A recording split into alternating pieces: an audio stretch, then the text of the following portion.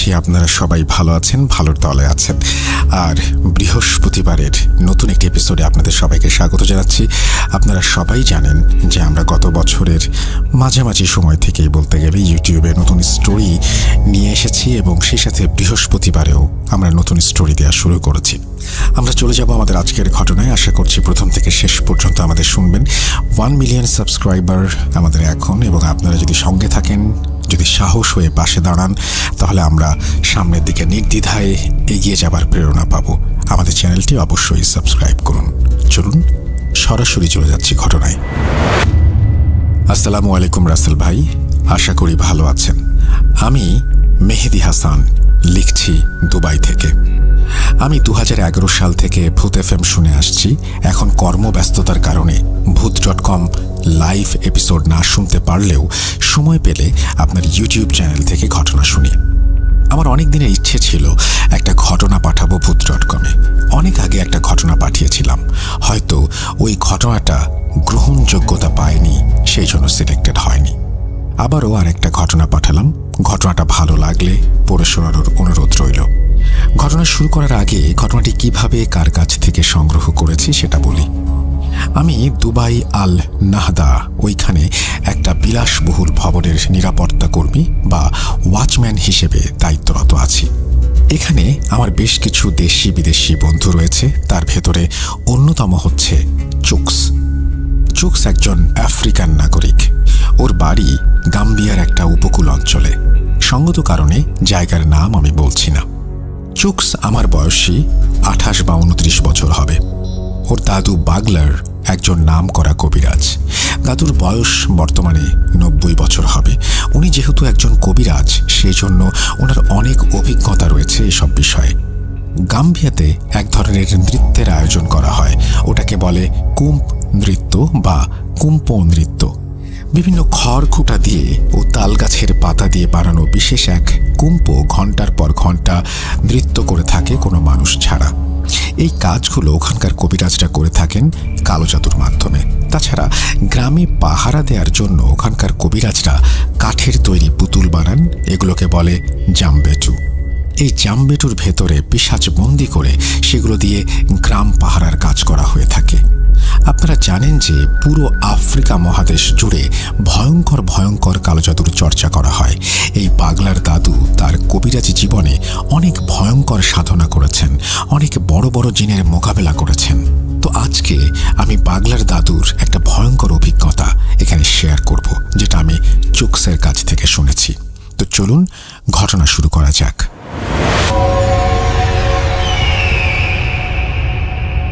1990 সালের কোনো একটা সময় বাগলার ও লালা দাদু গাম্বিয়া থেকে মালি গেছেন তাদের তান্ত্রিক গুরুর সাথে দেখা করতে। লালা দাদু হচ্ছে বাগলার দাদুর একজন ঘনিষ্ঠ বন্ধু। তিনি বাগলার দাদুর মতো একজন কবিরাজ, আর এই তান্ত্রিক গুরু হচ্ছেন ওনাদের গুরু। 1975 সালে মালি থেকে এক তান্ত্রিক এসেছিলেন বাগলার দাদুর এলাকায় একজনের চিকিৎসা করতে। সেই মালি থেকে গাম্বিয়া এত দূর থেকে তাকে আনা হয়েছিল কারণ বিষয়টা অনেক জটিল ছিল, যা অন্যান্য সাধারণ কবিরাজের পক্ষে সমাধান করা সম্ভব ছিল না। ওই তান্ত্রিক মূলত একজন মহিলার উপরে কালো জাদু কাটানোর জন্য এত দূর থেকে এসেছিলেন।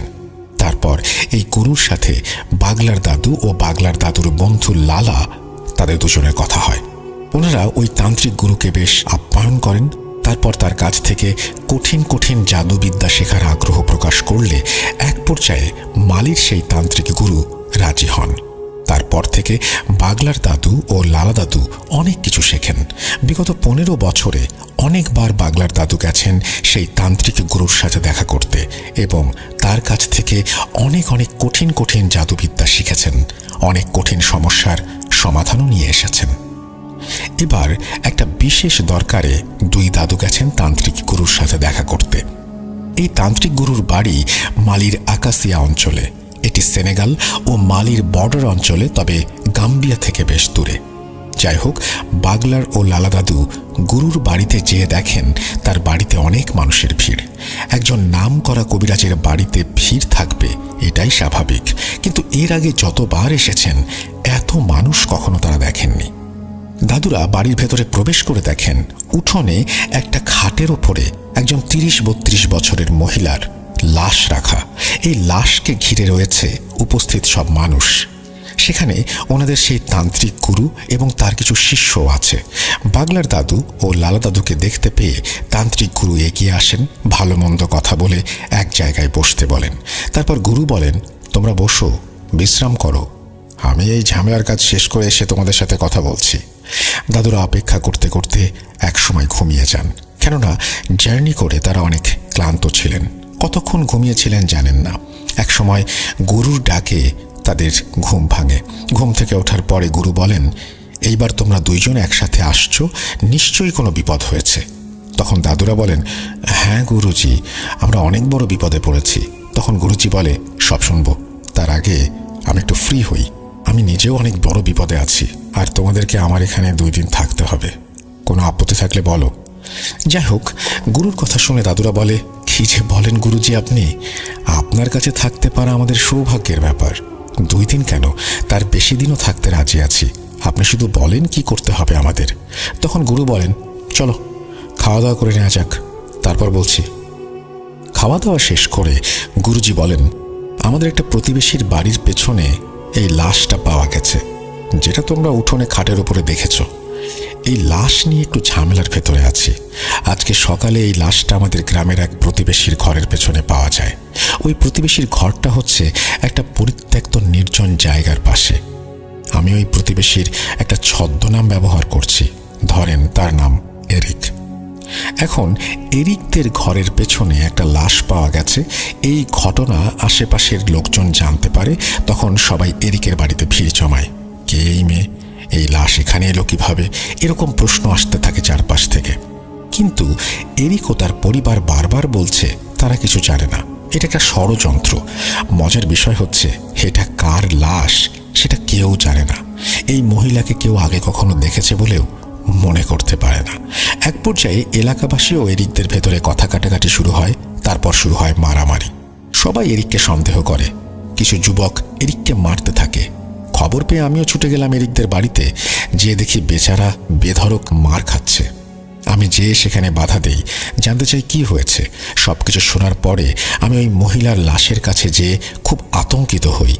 আমি দেখি মেয়েটার চোখের মণি দুটো দিয়ে রক্ত বের হচ্ছে আর গলায় আঙুলের চিহ্ন।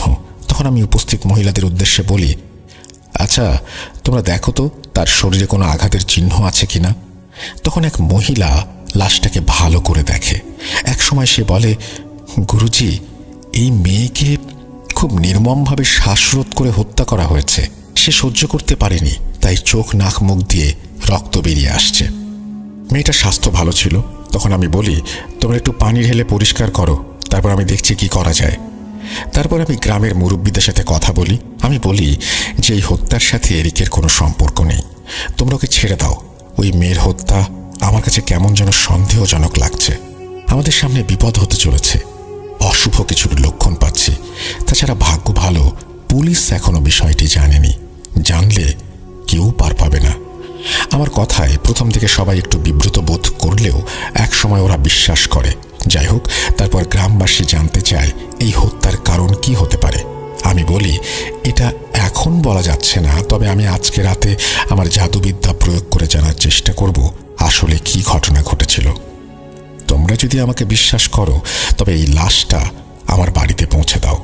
তখন সবাই বলে, গুরুজি, আমরা আপনাকে অবশ্যই বিশ্বাস করি, আর আমাদের বিশ্বাস আপনি পারবেন। তারপর ওরা ধরাধরি করে লাশটা আমার বাড়িতে নিয়ে আসে। এই হচ্ছে আপাতত ঘটনা। এখন আমার তোমাদের থেকে একটা সাহায্য লাগবে। বাগলার দাদু জিজ্ঞাসা করেন, কি সাহায্য গুরুজি? তখন গুরুজি বলেন, আজকে রাতে তোমাদের দুজনকে নিয়ে আমি একটা রিচুয়াল করতে চাই এই লাশের ওপরে। এই রিচুয়ালের মাধ্যমে আমরা জানতে পারবো এই মহিলার পরিচয়, তাকে কে বা কারা হত্যা করেছে, কি উদ্দেশ্য। তখন লালা দাদু আর বাগলা দাদু বলে, এটা তো আত্মা ফেরানো জাদু। গুরুজি বলেন, হ্যাঁ, তোমরা ঠিকই বলেছ। এই জাদুর মাধ্যমে মৃত মানুষের ভেতরে আত্মা ফেরানো যায়, কিন্তু সেটা কিছু সময়ের জন্য। গুরুজি বলছেন, এটা আমি আমার ওস্তাদের কাছ থেকে শিখেছিলাম। আজ রাতে তোমাদের দুজনকে নিয়ে এই জাদু প্রয়োগ করব। এখন তোমরা বিশ্রাম করো, আমি যা যা প্রয়োজন সেগুলো ব্যবস্থা করে আসি। গুরুজি চলে যাওয়ার পরে লালা দাদু বলেন, বাগলার, আমাদের কি সৌভাগ্য, আফ্রিকার ইতিহাসের সবচেয়ে ভয়ানক ও কঠিন জাদু আজকে আমরা শিখব এবং দেখব। বাগলা দাদু বলেন, হ্যাঁ বন্ধু, আজকে আমাদের নতুন অভিজ্ঞতা হতে যাচ্ছে। দুজনে খুব উৎফুল্ল ছিল। অবশেষে বিকেল পেরিয়ে সন্ধ্যা হয়, সন্ধ্যা পেরিয়ে রাত। গুরুজি বলে, এই লাশটাকে আমার ছোট ঘরে, অর্থাৎ যে ঘরে বসে গুরুজি কবিরাজি করেন, সেই ঘরে নেওয়া হোক। বলে রাখা ভালো, আফ্রিকা মহাদেশে যারা এসব কবিরাজি বিদ্যা চর্চা করেন তাদের সবার আলাদা একটা ঘর থাকে। ঘরটা অনেকটা কুঁড়ে ঘরের মতো করে বানানো হয়। যাই হোক, গুরুজির কথা মতো বাড়ির সব সদস্য মিলে লাশটাকে ধরাধরি করে গুরুজির ছোট ঘরে নেওয়া হয়। তখন গুরুজি কিছু জিনিস নিয়ে সেই ঘরে প্রবেশ করেন। তার ভেতরে ছিল সরু দুটো কাঠ, রশি, কিছু ছোট বাটির মতো মাটির পাত্র, একটা বড় মাটির পাত্র, কিছু ছাগলের চর্বি যেগুলো রোদে শুকিয়ে মমের মতো করা হয়েছিল, একটা লাল কাপড় আর আগুন জ্বালানোর জন্য ছোট ছোট কাঠের টুকরো। গুরুজি প্রথমে লম্বা কাঠ দুটোকে লাশের দুই পাশে রাখেন। তারপর ডান হাত ও ডান পা একটা কাঠের সাথে বেশ শক্ত করে বেঁধে দেন। বাকি কাঠের সাথে বাম পা ও বাম হাত একইভাবে বেঁধে ফেলেন। এরপর মাটির বাটিগুলোতে একটু তেল ও ছাগলের চর্বি ঢেলে দিয়ে কাপড় মোড়ানো রশির মতো বানানো, অর্থাৎ আলো জ্বালানোর জন্য যে ফিতা বানানো হয় সেরকম করে লাশের চারপাশে গোল করে একটু জায়গা রেখে গণ্ডির মতো করে রাখলেন। একটা গ্যাপ রাখলেন যাতে 3 জনের বসতে অসুবিধা না হয়। এরপরে বড় বাটিতে যেটা ছিল একটা গামলা বা বোলের আকারের, সেই পাত্রে কাঠের টুকরো সাজিয়ে তেল ঢেলে দিলেন।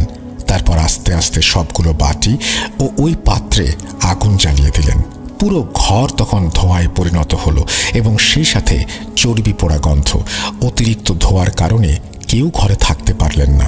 তখন গুরুজি বললেন, কিছুক্ষণের জন্য ঘর থেকে বের হতে হবে, একটু পরে ধোঁয়া কমে গেলে সাধনা শুরু করব। ওনারা 3 জন ঘর থেকে বের হয়ে ধোঁয়া কমার অপেক্ষা করতে লাগলেন। এর ভেতরে গুরুজি বাগলার দাদু ও লাল দাদুকে মন্ত্র শিখিয়ে দিলেন। কিছুক্ষণ পরে ধোঁয়া কমে গেলে আবার সেই ঘরে তারা প্রবেশ করলেন। এবার গুরুজি লাশের পশ্চিম পাশে বসে পড়লেন, পূর্ব দিকে মুখ করে। লাশ আর গুরুজির মাঝখানে ফাঁকা জায়গায় আগুনের বড় পাত্রটা রাখলেন গুরুজি। তারপর বাগলার দাদুকে বললেন, বাগলার, তুমি লাশের পাশে মাথার কাছে বসে পড়ো আর কাঠ দুটোকে শক্ত করে ধরে রাখবে। লালা, তুমি লাশের পায়ের কাছে বসো, কাঠ দুটোকে শক্ত করে ধরে রেখো। প্রচণ্ড শক্তি প্রয়োগ করতে হবে তোমাদের। এই লাশের শরীরে যখন আত্মা ফিরে আসবে তখন সেটা বল প্রয়োগ করে এখান থেকে ছুটে পালাবার চেষ্টা করবে। আমি তন্ত্র বলে ওকে ধরে রাখবো, তবে যদি কোনোভাবে এখান থেকে ছুটে যেতে সক্ষম হয় তবে আমরা কেউ বাঁচব না। গুরুজির কথা শুনে দাদুরা একটু ভয় পেলেও গুরুজির ওপরে বিশ্বাস রেখে তারা তাদের জায়গায় বসে পড়ে। তখন গুরুজি বলে, তোমাদের যে মন্ত্র শিখিয়ে দিয়েছি সেটা জোরে জোরে পড়তে থাকো, আর লাশে আত্মা না আসা পর্যন্ত পড়েই যাবে। দাদুরা মন্ত্র পড়তে শুরু করে, ওদিকে গুরুজিও মন্ত্র পড়তে থাকেন। বেশ কিছুক্ষণ পরে হঠাৎ করে ওই ঘরের মধ্যে ভূমিকম্প শুরু হয়। মনে হচ্ছে এক্ষুনি ঘরের সবকিছু ভেঙে মাথার ওপরে পড়বে। বাগলার দাদু ও লালা দাদু বেশ ভয় পেয়ে যান। তারা দুজনে অভিজ্ঞ ও বড় কবিরাজ হওয়ার পরেও তাদেরও সাহস এবং ধৈর্য যেন কমে যাচ্ছিল। গুরুজির ওপরে বিশ্বাস রেখে তারা ধীরে ধীরে স্বাভাবিক হন আর চোখ বন্ধ করে মন্ত্র পড়তে থাকেন। হঠাৎ দাদুরা লক্ষ্য করেন লাশের শরীর নড়ে উঠল। লাশ নড়ে ওঠার সাথে সাথে বাগলার দাদু ও লালা দাদু দুজনে কাঠ দুটোকে দুপাশ থেকে শক্ত করে রাখেন। নড়াচড়া ক্রমেই তীব্র থেকে তীব্রতর হচ্ছে। বাগলার দাদু ও লালা দাদু শরীরের সর্বশক্তি দিয়ে কাঠ দুটোকে ধরে রেখেছেন। এমন সময় গুরুজি আগুনের পাত্রটা নিয়ে উঠে দাঁড়ালেন আর উচ্চ স্বরে মন্ত্র পড়তে পড়তে লাশের চারপাশে ঘুরতে থাকলেন। একটা জিনিস খেয়াল করেন, একটা জ্বলন্ত আগুনের পাত্র যেটা দীর্ঘ সময় জ্বলছে সেটা ধরার সাথে সাথে হাত পুড়ে যাবার কথা, কিন্তু মন্ত্র বলে কিছু হয়নি গুরুজির। তা না হলে উনি সেটা কিভাবে ধরেছেন? এটাই হচ্ছে কালো জাদু। গুরুজি আগুনের পাত্রটা নিয়ে ঘুরতে থাকেন আর মন্ত্র পড়তে থাকেন। এদিকে লাশ ছটফট করতে থাকে এবং চারপাশটা মনে হচ্ছে এখনই লণ্ডভণ্ড হয়ে যাবে। এভাবে চলতে থাকে অনেক সময়, কিন্তু গুরুজি, লালা দাদু ও বাগলার দাদু মন্ত্র পড়া বন্ধ করেননি। তারা উচ্চ স্বরে মন্ত্র পড়তে থাকেন। মন্ত্র পড়ার এক পর্যায়ে লাশটার ছটফটানি থেমে যায় এবং লাশটা কথা বলে ওঠে। যখন লাশটা কথা বলে ওঠে তখন গুরুজি দাঁড়িয়ে যান আর তার মন্ত্র পড়া বন্ধ করে দেন। লাশটা বলে ওঠে, কি রে কবিরাজ, আমাকে কেন ডেকেছিস? এটা শোনার পরে গুরুজি বলেন, তোমার পরিচয় দাও। তখন এই লাশের ভেতরে থাকা আত্মা বলে ওঠে, আমি তোর কথা শুনতে বাধ্য না। চুকসের দাদুর বর্ণনা অনুযায়ী ওটা ওই লাশের আত্মা ছিল।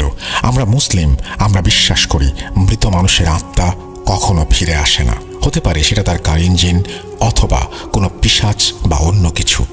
যাই হোক, প্রথমে ওই আত্মাটি কথা বলতে রাজি হচ্ছিল না। তারপর বিভিন্নভাবে তাকে বিভিন্ন কায়দায় রাজি করানো হয় এবং এক পর্যায়ে গুরুজি সক্ষম হন। গুরুজি একটা ওয়াদা করার পরেই লাশটি কথা বলে ওঠে। গুরুজি কি ওয়াদা করেছিলেন সেই বিষয়ে একটু পরে আসছি। ওই মহিলার আত্মা বলে, আমার নাম নায়রা, ছদ্মনাম। আমার বাড়ি বামাকো অর্থাৎ মালির রাজধানী। আমি খ্রিস্টান। আমার বিয়ে হয়েছে মাত্র 3 বছর। আমার বাবা মা কেউ জীবিত নেই। আমার ভাই বোন সবার বিয়ে হয়ে গেছে। তারা সবাই আলাদা আলাদা পরিবার নিয়ে থাকে। আমার স্বামী ফ্রেডি, ছদ্মনাম, ছোটখাটো একটা ব্যবসা করে। বেশ সুখে আমাদের দিন কাটত। সেই সুখ আর সইল না। ফ্রেডি অন্য এক নারীর সাথে সম্পর্ক গড়ে তোলে আর আমাকে অবহেলা অবজ্ঞা করতে শুরু করে। এক পর্যায়ে আমি আমার স্বামীর নামে আমার ভাই বোন ও তার পরিবারের কাছে নালিশ করি। বিষয়টা আমার স্বামী অস্বীকার করে। তারপর তার এমন মিথ্যাচার আমি মেনে নিতে পারি না। আমাদের বাড়িতে আমাদের ভেতরে তুমুল ঝগড়া হয় এবং এক পর্যায়ে আমি তাকে ডিভোর্স দেওয়ার সিদ্ধান্ত নেই আর তাকে জানিয়ে দেই আমি আদালতে দাঁড়াবো তার বিরুদ্ধে। এটা শোনার পরে সে কিছুটা স্বাভাবিক হয়। তারপর তার পরিবার ও আমার পরিবার সবার কাছে সে প্রতিজ্ঞা করে সবকিছু ঠিক হয়ে যাবে। এরপর বেশ কিছুদিন আমার স্বামী আমার সাথে খুব ভালো ব্যবহার করে। তার এমন পরিবর্তন দেখে আমি বেশ খুশি হই। এর প্রায় 1 মাস পরে আমার স্বামী ফ্রেডি আমাকে বলে, তোমাকে নিয়ে অনেক দিন কোথাও ঘুরতে যাওয়া হয় না, চলো কোথাও ঘুরে আসি। আমি খুশি হই। তখন সে বলে আমাদের এই অঞ্চলে যাওয়া উচিত। তারপর সে এই জায়গার কথা বলে। আমিও রাজি হয়ে গেলাম। তারপরে আমার স্বামী আমাকে এই গ্রামে নিয়ে আসে। যেদিন ফ্রেডি আমাকে হত্যা করে সেদিন সন্ধ্যায় ফ্রেডি বলে, তোমাকে একটা জিনিস দেখাবো, চলো যাওয়া যাক। আমিও সরল মনে তার কথায় রাজি হয়ে গেলাম। ফ্রেডি আমাকে হত্যা করার আগে কৌশলে ঘুমের ঔষধ খাওয়ায়। আমার প্রচুর ঘুম পাচ্ছিল। সেটা তাকে বললে সে হোটেলে নেয়ার কথা বলে।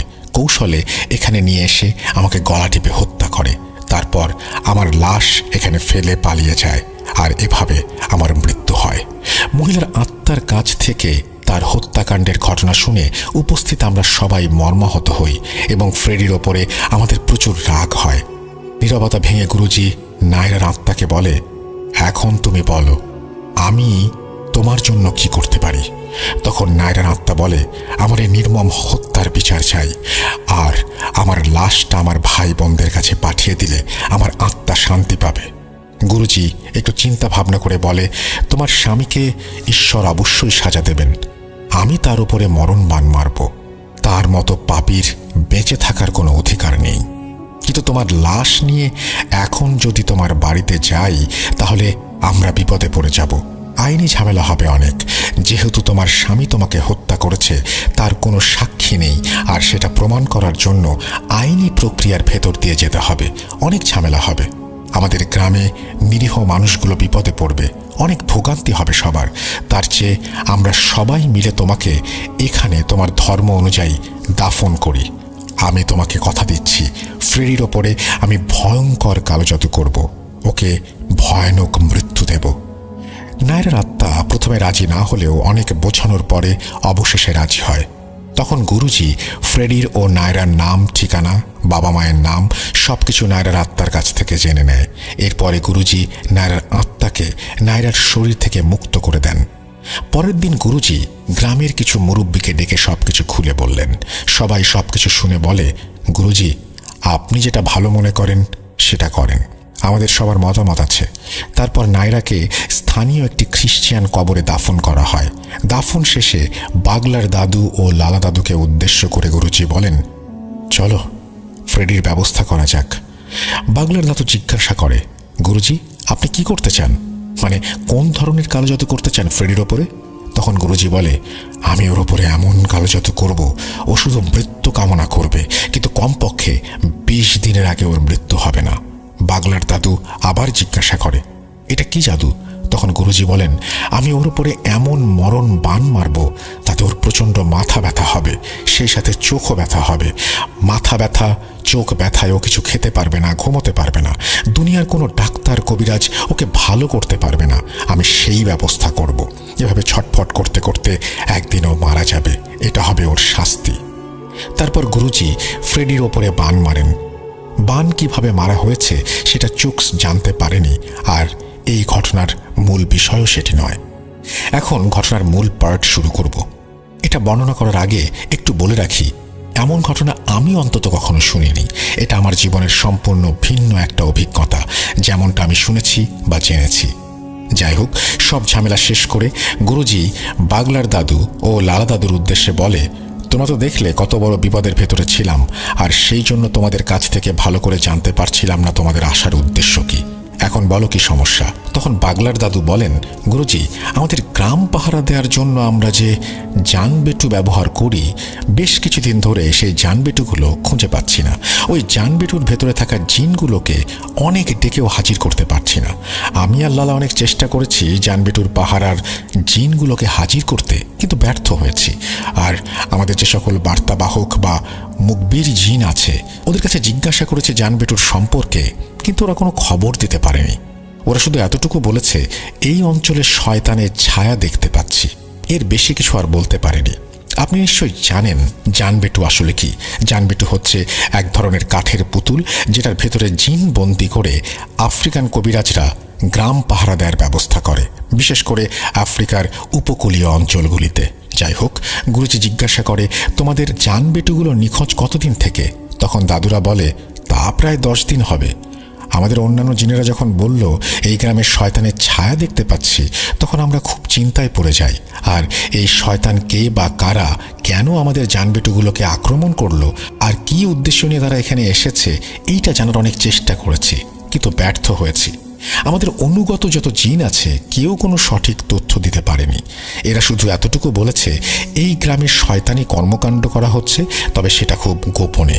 এই শয়তানগুলো কোনো উদ্দেশ্য নিয়ে এখানে আসছে। আমাদের জিন সেটা বলতে পারেনি। তারা অনেক চেষ্টা করেও কোনো খবর সংগ্রহ করতে পারেনি। জানবেটুগুলো যেহেতু সবসময় এলাকা পাহারা দেওয়ার কাজ করে, তাই ওরা সর্বপ্রথম ওই জানবেটুর ভেতরে থাকা জিনগুলোকে হত্যা করেছে অথবা বন্দি করে নিয়ে গেছে। এর ভেতরে দুটো ঘটনা ঘটে গেছে, যে ঘটনা দুটো নিয়ে পুরো গ্রামের মানুষ আতঙ্কিত। গুরুজি জিজ্ঞেস করলেন, কি সেই ঘটনা?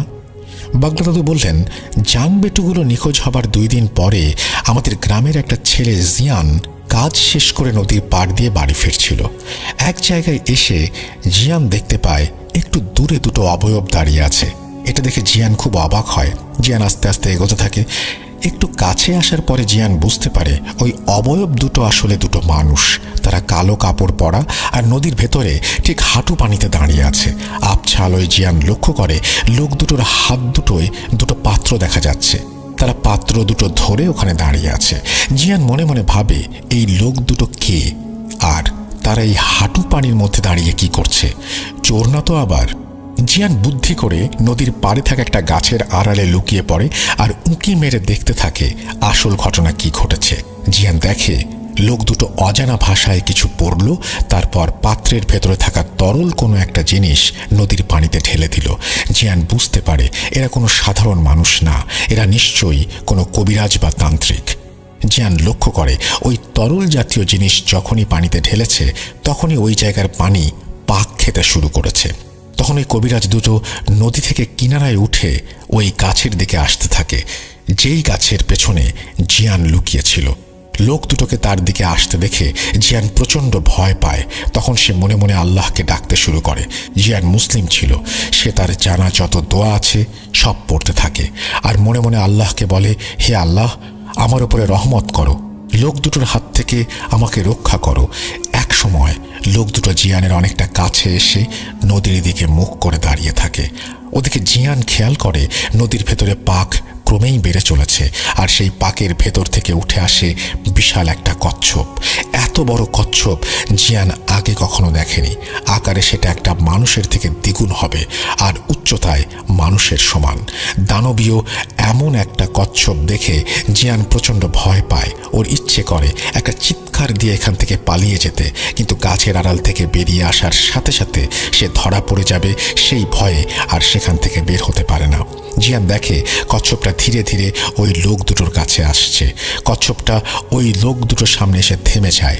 তারপর জিয়ান যেটা দেখে সেটা দেখার জন্য সে মোটেও প্রস্তুত ছিল না। সে দেখে কচ্ছপটার মাথা বেরিয়ে আসলো, কিন্তু সেটা কোনো কচ্ছপের মাথা না, সেটা একটা মানুষের মাথা। এই মাথাটা অনেক ভয়ঙ্কর এবং বিভৎস। যেটুকু আবছা আলোয় দেখা যায় সেই আলোয় জিয়ান দেখে ওর মাথায় চুলগুলো জট বাঁধা, মুখের মাংসগুলো পচন ধরা, আর দুই মুখে কাটা কাটা চিহ্ন। মনে হচ্ছে চিহ্নগুলো কেউ ধারালো ছুরি দিয়ে কেটে ফেলেছে। কাটা জায়গায় মাংস বেরিয়ে আসছে, চোখগুলো গোল গোল, চোখের কোটর জুড়ে গোল কালো দাগ। এমন ভয়ঙ্কর জিনিস দেখে জিয়ানের দম বন্ধ হয়ে যাওয়ার উপক্রম। তার শরীর রীতিমতো কাঁপতে শুরু করে। জিয়ান চিৎকার দিতেও পারে না। জিয়ান তার হাত দিয়ে নিজের মুখ চেপে ধরে। এমন সময় ওই কচ্ছপরূপী জিনটা মানুষের মতো কথা বলে ওঠে। এটা দেখা ও শোনার পর জিয়ান আর নিজেকে ধরে রাখতে পারে না, সে সেখানে অজ্ঞান হয়ে যায়। পরের দিন সকালে গ্রামের কিছু মানুষ জিয়ানকে অজ্ঞান অবস্থায় ওই গাছের নিচে পায়। আমি আর লালা খবর পেয়ে ছুটে যাই জিয়ানকে দেখতে। গিয়ে দেখি মসজিদের ইমাম সাহেব জিয়ানকে ঝাড়ফুঁক করছে। ইমাম সাহেবের চেষ্টায় জিয়ান সুস্থ হয়ে ওঠে। আমি আর লালা ইমাম সাহেবকে জিজ্ঞাসা করি, হুজুর কি হয়েছে, আপনি কি বুঝলেন? ইমাম সাহেব বলেন, অশুভ কর্মকাণ্ডের ইঙ্গিত পাচ্ছি। যাই হোক, জিয়ান একটু সুস্থ হলে সে পুরো ঘটনা খুলে বলে। তখন আমরা বুঝতে পারি আসলে ঘটনা কি ঘটেছে। ইমাম সাহেব বলেন, জিয়ান, খোদা তোমার সাথে ছিল বলে ওই শয়তানের নজর থেকে তুমি বেঁচে গেছো। তুমি দোয়া দুরূদ পড়েছিলে বলে ওই শয়তানগুলো তোমাকে দেখতে পায়নি। ওরা যদি তোমাকে দেখতে পারতো তবে তোমাকে ওখানে মেরে ফেলতো। আমরা জিয়ানকে জিজ্ঞেস করি, আচ্ছা জিয়ান, তুমি কি ওই লোক দুটোকে চিনতে পেরেছ? জিয়ান বলে, তাদেরকে চিনি না। যাই হোক, তারপর আমি, লালা, ইমাম সাহেব যার যার জায়গা থেকে চেষ্টা করি সেদিন রাতে কি ঘটেছে সেটা জানার, কিন্তু ব্যর্থ হই। এই ঘটনার 2 দিন পরে লালাদের এক প্রতিবেশীর কন্যা সন্তান নিখোঁজ হয়। বাচ্চার বয়স ছিল 3 মাস। বাড়ির ভেতর থেকে বাচ্চা নিখোঁজ হওয়ার বিষয়টা আমাদের সবাইকে নাড়া দিয়েছে। আমরা সবাই বুঝতে পারছি খুব ভয়ানক কিছুর আবির্ভাব হয়েছে আমাদের এলাকায়। এই রহস্য উদ্ঘাটন ও তার সমাধান করার মতো ক্ষমতা আমাদের এখনো হয়নি। এই জন্য গুরুজি আমাদের এত দূর থেকে আপনার কাছে আসা। কিছু একটা করুন। সব কিছু শুনে গুরুজি বলেন, আচ্ছা আমি দেখছি কি করা যায়। আজ গভীর রাতে আমি আমার শক্তিশালী এক জাদুকরী মুখবিরি জিনকে পাঠাবো তোমাদের এলাকায় তথ্য সংগ্রহ করার জন্য। তখন বাগলার দাদু বলে, গুরুজি, আমাদের সকল মুখবির জিন ফেল করেছে, আপনার জিন কি পারবে? তখন গুরুজি মুচকি হেসে বলে, বাগলার, ও হচ্ছে সেই জিন যে স্বয়ং শয়তানের করা মায়াজাল কাটাতে সক্ষম। তোমরা চিন্তা করো না, যাও বিশ্রাম করো, আমি আগে দেখি ওখানে কি হচ্ছে।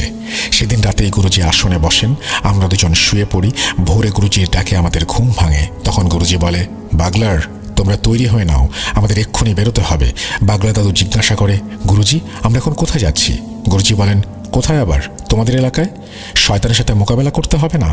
গুরুজি আমাদের সাথে যাচ্ছেন শুনে আমি আর লালা তো দারুণ খুশি।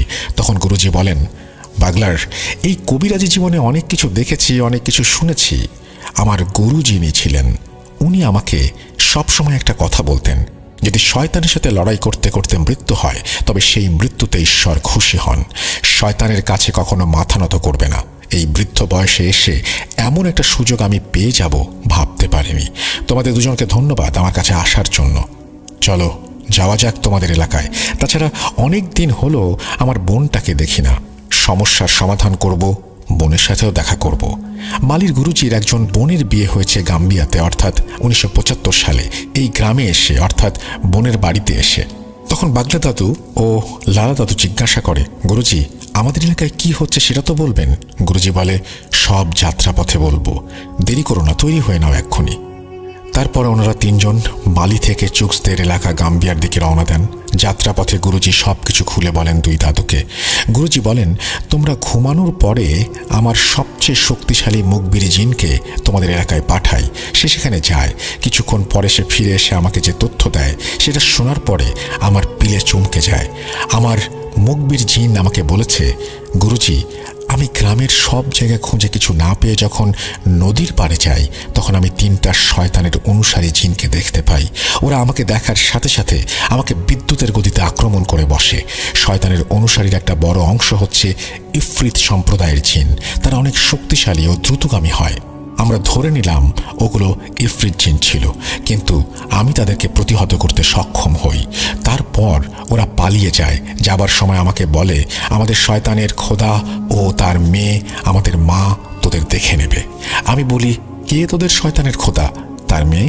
তখন ওরা বলে, আমাদের শয়তানের খোদা আর কেউ নয়, স্বয়ং শয়তান ইবলিশ আর তার মেয়ে নাজালি। একটা কথা বলে রাখি, বিভিন্ন ধর্ম অনুযায়ী শয়তানকে বিভিন্ন নামে ডাকা হয়। আমি এখানে ইবলিশ শব্দটা ব্যবহার করেছি। যাই হোক, গুরুজি বলেন শয়তান ইবলিশের অনেকগুলো সন্তান রয়েছে। এই ইবলিশের সন্তানগুলো এক একজন এক একটা অপকর্মে লিপ্ত। কেউ মানুষের ভেতরে দ্বন্দ্বের সৃষ্টি করে, কেউ মানুষকে বিপথে নিয়ে যায়, কেউ সংসারে অশান্তি করে। আরও যত অপকর্ম আছে এই সব শয়তানের ছেলে মেয়েও শয়তান নিজে করে। তার ভেতরে নাজালি একজন। এই নাজালি নামের অর্থ মহামারী। নাজালি একটা আফ্রিকান শব্দ, সম্ভবত ইকবো অথবা ইবো ভাষায় কথা বলে চুকস। এখানে আমি যে নামগুলো ব্যবহার করব সব এই আফ্রিকান ভাষায় হবে। যাই হোক, এদের প্রত্যেকের আবার বিশাল বাহিনী আছে। এই মহামারীর কাজ হচ্ছে ডাঙায় ও পানিতে মহামারী সৃষ্টি করা। তোমাদের নদীতে পানিকে দূষিত করে মানুষের ভেতরে রোগ ছড়ানোর জন্য তোমাদের এই নদীটাকে সে এখন বেছে নিয়েছে। যেহেতু এটা আফ্রিকান মহাদেশের ভেতরে অনেক বড় একটা নদী, অনেক জায়গায় দেখা যায় একটা নদীর পানি হঠাৎ দূষিত হয়ে রোগ ব্যাধি হয়ে শত শত মানুষ মারা যাচ্ছে। কোনো ডাক্তার বা কবিরাজের ওষুধে কাজ হচ্ছে না, অথচ বছরের পর বছর ওই এলাকার সবাই ওই নদীর পানি ব্যবহার করে আসছে। তাহলে হঠাৎ করে নদীর পানি এভাবে দূষিত হয়ে পড়লো কিভাবে? অনেকে হয়তো সায়েন্টিফিক কোনো ব্যাখ্যা দেবে, পরিবেশগতভাবে হতে পারে এটা বলবে, কিন্তু কেন? তার পেছনে একটা কারণ হচ্ছে এই শয়তানের মেয়ে মহামারী ও তার অনুসারী। আর তাদেরকে এই কাজে সাহায্য করে সামান্য ক্ষমতার লোভে মানুষরূপী কিছু শয়তান। তোমাদের গ্রামের ভেতরে যে 2জন পাগল আছে, ওরা আসলে পাগল না, ওরা হচ্ছে শয়তানের অনুসারী। তোমাদের জান বেটুর ভেতরে থাকা জিনকে হত্যা করেছে ওরা। আর লালার প্রতিবেশীর মেয়েকে এই 2জন শয়তানের মেয়ে নাজালির নামে বলি দিয়েছে। ওই 2 শয়তান তান্ত্রিক সারাদিন পাগলের নাটক করে আর রাতের বেলা তারা এই সমস্ত অপকর্ম চালায়। সেদিন জিয়ানের দেখা কালো কাপড় পরা ওই শয়তান তান্ত্রিক দুটোই হচ্ছে তারা।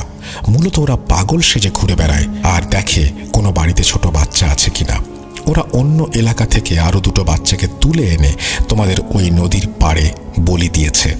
ওরা এই পর্যন্ত 3টা বলি দিয়েছে। দূরে হওয়ার জন্য তোমরা বাকি 2জনের কথা জানতে পারোনি। এভাবে যখন 13টা বাচ্চার বলি দিতে সক্ষম হবে তখন ওরা অনেক শক্তিশালী হবে। আজ এই নদীর পানি দূষিত হয়ে মহামারী শুরু হবে। এতে এই গ্রামসহ এই দীর্ঘ নদীর পানি যারা ব্যবহার করে সবার ভেতরে রোগ ছড়াবে আর হাজার হাজার মানুষ মারা যাবে। সেদিন জিয়ানের দেখা সেই কচ্ছপরূপী শয়তানটা হচ্ছে বিমরু।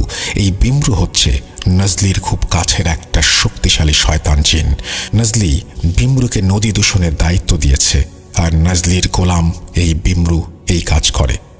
এদিকে ক্ষমতার লোভে বিমরুর হয়ে এই 2জন তান্ত্রিক শয়তানি কর্মকাণ্ডে সাহায্য করছে। সেদিন রাতে ওদের হাতে থাকা 2টো পাত্রের ভেতরে ছিল 2টো বাচ্চার তাজা রক্ত। প্রথমে বাচ্চা দুটোকে বলি দিয়ে তার রক্ত এই পাত্রে ধারণ করা হয়েছে। তারপর তাদের সব শয়তানি কর্মকাণ্ড শেষে পাত্র ভর্তি তাজা রক্ত শয়তানের মেয়ে নাজালির জন্য উৎসর্গ করা হয়েছে। আর সেই জন্য বিমরু পানি থেকে উঠে এসে একটা কচ্ছপের রূপ ধরে আর শয়তান তান্ত্রিক দুটোকে বলে, দ্বিতীয় বলি কবে দিতে হবে, কখন দিতে হবে। এখন তোমরা বলো, এত কিছু জানার পরে আমি কি বসে থাকবো? তাই তোমাদের সাথে বেরিয়ে পড়লাম শয়তানের সাথে যুদ্ধ করার জন্য। যদি ওই শয়তান তান্ত্রিক দুটো কোনোভাবে 13টা বাচ্চাকে বলি দিতে সক্ষম হয় তবে এই গ্রাম মৃত্যুপুরী হয়ে যাবে। আমাদের প্রথম কাজ গ্রামে যেয়ে সবাইকে এই বিষয়গুলো খুলে বলা, তারপর তাদেরকে সাথে নিয়ে কৌশলে ওই পাগল বেশি শয়তান দুটোকে খুঁজে বের করে তাদেরকে হত্যা করা। দ্বিতীয় কাজ হচ্ছে নদীর ভেতরে থাকা ভালো জিনদের এই বিষয়গুলো জানানো ও তাদেরকে সতর্ক করা। তারা তারা যেন এই শয়তানের সাথে যুদ্ধে অংশগ্রহণ করে এবং সেই জন্য তাদেরকে অনুরোধ করা। তৃতীয় কাজ হচ্ছে ওই নদীতে থাকা শয়তানের মেয়ে গোলাম বিমরু ও তার পুরো পরিবারকে হত্যা করা। শেষ কাজ এই গ্রামে একটা রিচুয়াল করে গ্রামটাকে সুরক্ষিত করা, যাতে ভবিষ্যতে আর কোনো শয়তান সেখানে সহজে না আসতে পারে। গুরুজির কাছ থেকে এত কিছু শোনার পরে বাগলার ও লালা দাদু বলে, গুরুজি, এত কিছু হয়ে গেল অথচ আমরা কিছুই বুঝতে পারলাম না। গুরুজি মুচকি হেসে বলেন, তোমরা কেবল শিখছ, তোমাদের এখনো অনেক কিছু অজানা আছে, তবে তোমরা একদিন আমার থেকেও বড় কবিরাজ হবে। যাই হোক, অনেক লম্বা জার্নি করে অবশেষে গুরুজিকে নিয়ে বাগলার দাদু ও লালা দাদু তাদের গ্রামে পৌঁছালেন। সবাই যখন খবর পায় গুরুজি এসেছেন, তখন গ্রামের সবাই ছুটে আসে গুরুজিকে দেখতে, কেননা গুরুজি হচ্ছে এই গ্রামের আত্মীয়। বেশ কয়েকবার এই গ্রামে উনি এসেছেন। তাছাড়া উনি এখানে আসার পরে অনেকের অনেক জটিল সমস্যার সমাধান করেছেন। এই জন্য গুরুজি অনেক পরিচিত ও সুনামও আছে। গুরুজি প্রথমে তার বোনের বাড়িতে ওঠে এবং গ্রামের মোড়ল ও সম্মানিত যত লোক আছে সবাইকে খবর দিতে বলে। খবর পেয়ে সবাই চলে আসে গুরুজির কাছে। তখন গুরুজি বাগলার দাদু, লালা দাদু ও এই গ্রামের সব মোড়ল শ্রেণীর লোকদের নিয়ে একটা বৈঠক করে। সবাইকে সবকিছু খুলে বলা হয় আর কি কি করতে হবে সেটাও বলে দেয়া হয়। বৈঠক শেষে গ্রামের কিছু যুবক ছেলেদের নিয়ে দুটো দল গঠন করা হয়, আর এই দুটো দলকে দায়িত্ব দেওয়া হয় যেখান থেকে যেভাবেই হোক পাগল দুটোকে ধরে নিয়ে আসতে হবে জীবিত। কাজটা খুব সাবধানে করতে হবে, কেউ যেন সেদিকে খেয়াল রাখতে না পারে। তারপর তাদেরকে একটা নির্জন জায়গার কথা বলা হয় যেখানে ওদেরকে ধরে নিয়ে আসতে হবে। মুরব্বীর কথা মতো দল দুটি বেরিয়ে পড়ে, আর কিছুক্ষণ পরে তারা সেই দুই পাগলকে ধরে গ্রামের সেই ফাঁকা জায়গায় নিয়ে আসে। তারপর তাদের কাছ থেকে কিছু জিনিসপত্র পাওয়া যায়। এই জিনিসগুলো মূলত তন্ত্র সাধনার সময় কাজে লাগে। তবে তাদের কাছে একটা বই পাওয়া যায়। উপস্থিত সবাই বইটা দেখে ধরে নেন এটা একটা জাদুবিদ্যার বই, কারণ বইয়ের ভেতরে অদ্ভুত সব শয়তানি ছবি আর ভিন্ন ভাষায় লেখা বইটি। ওরা কোনো কথা বলে না। গুরুজি যখন এই বইটি হাতে নিয়েছেন, এক নজর দেখেই সেটা তিনি ছুঁড়ে ফেলে দেন। গুরুজি বলেন, আমার হাত অপবিত্র হয়ে গেল। এটা কিসের বই তোমরা জানো? উপস্থিত সবাই বলে, না। তখন গুরুজি বলে, এটা হচ্ছে কোডেক্স গিগাস, অর্থাৎ শয়তানের বাইবেল। আরে, এরা তো মানুষ নয়, এরা শয়তানের ধর্ম গ্রহণ করেছে। ওরা যে কত নিষ্পাপ বাচ্চাকে শয়তানের নামে বলি দিয়েছে সেটা সৃষ্টিকর্তা ভালো জানেন। সময় নষ্ট না করে ওদেরকে জিন্দা আগুনে পুড়িয়ে মেরে ফেলো। গুরুজির কথা মতো ওদের শরীরে পেট্রোল ঢেলে আগুন জ্বালিয়ে দেয়া হয়। ওরা মরার আগে শুধু একটা কথা বলে, আমাদের শয়তানের খোদা তোমাদের শাস্তি দেবে। ওই দুজনের কাছ থেকে অনেক কিছু জিজ্ঞাসা করা হয়েছিল মরার আগে, যেমন তোমরা কতদিন ধরে এই শয়তানি কর্মকাণ্ডে লিপ্ত, কোথা থেকে এসেছো, ইত্যাদি ইত্যাদি। কিন্তু ওরা নাকি কোনো কথার উত্তর দেয়নি।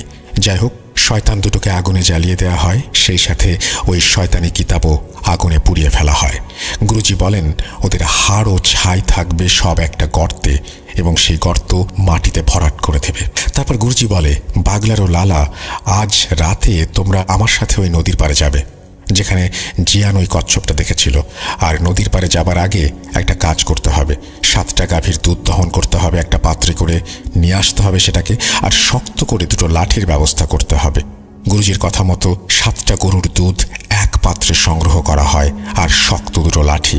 তারপর পাত্রটি গুরুজির হাতে দেয়া হয়। গুরুজি বলেন, এবার চলো নদীর পাড়ে যাওয়া যাক।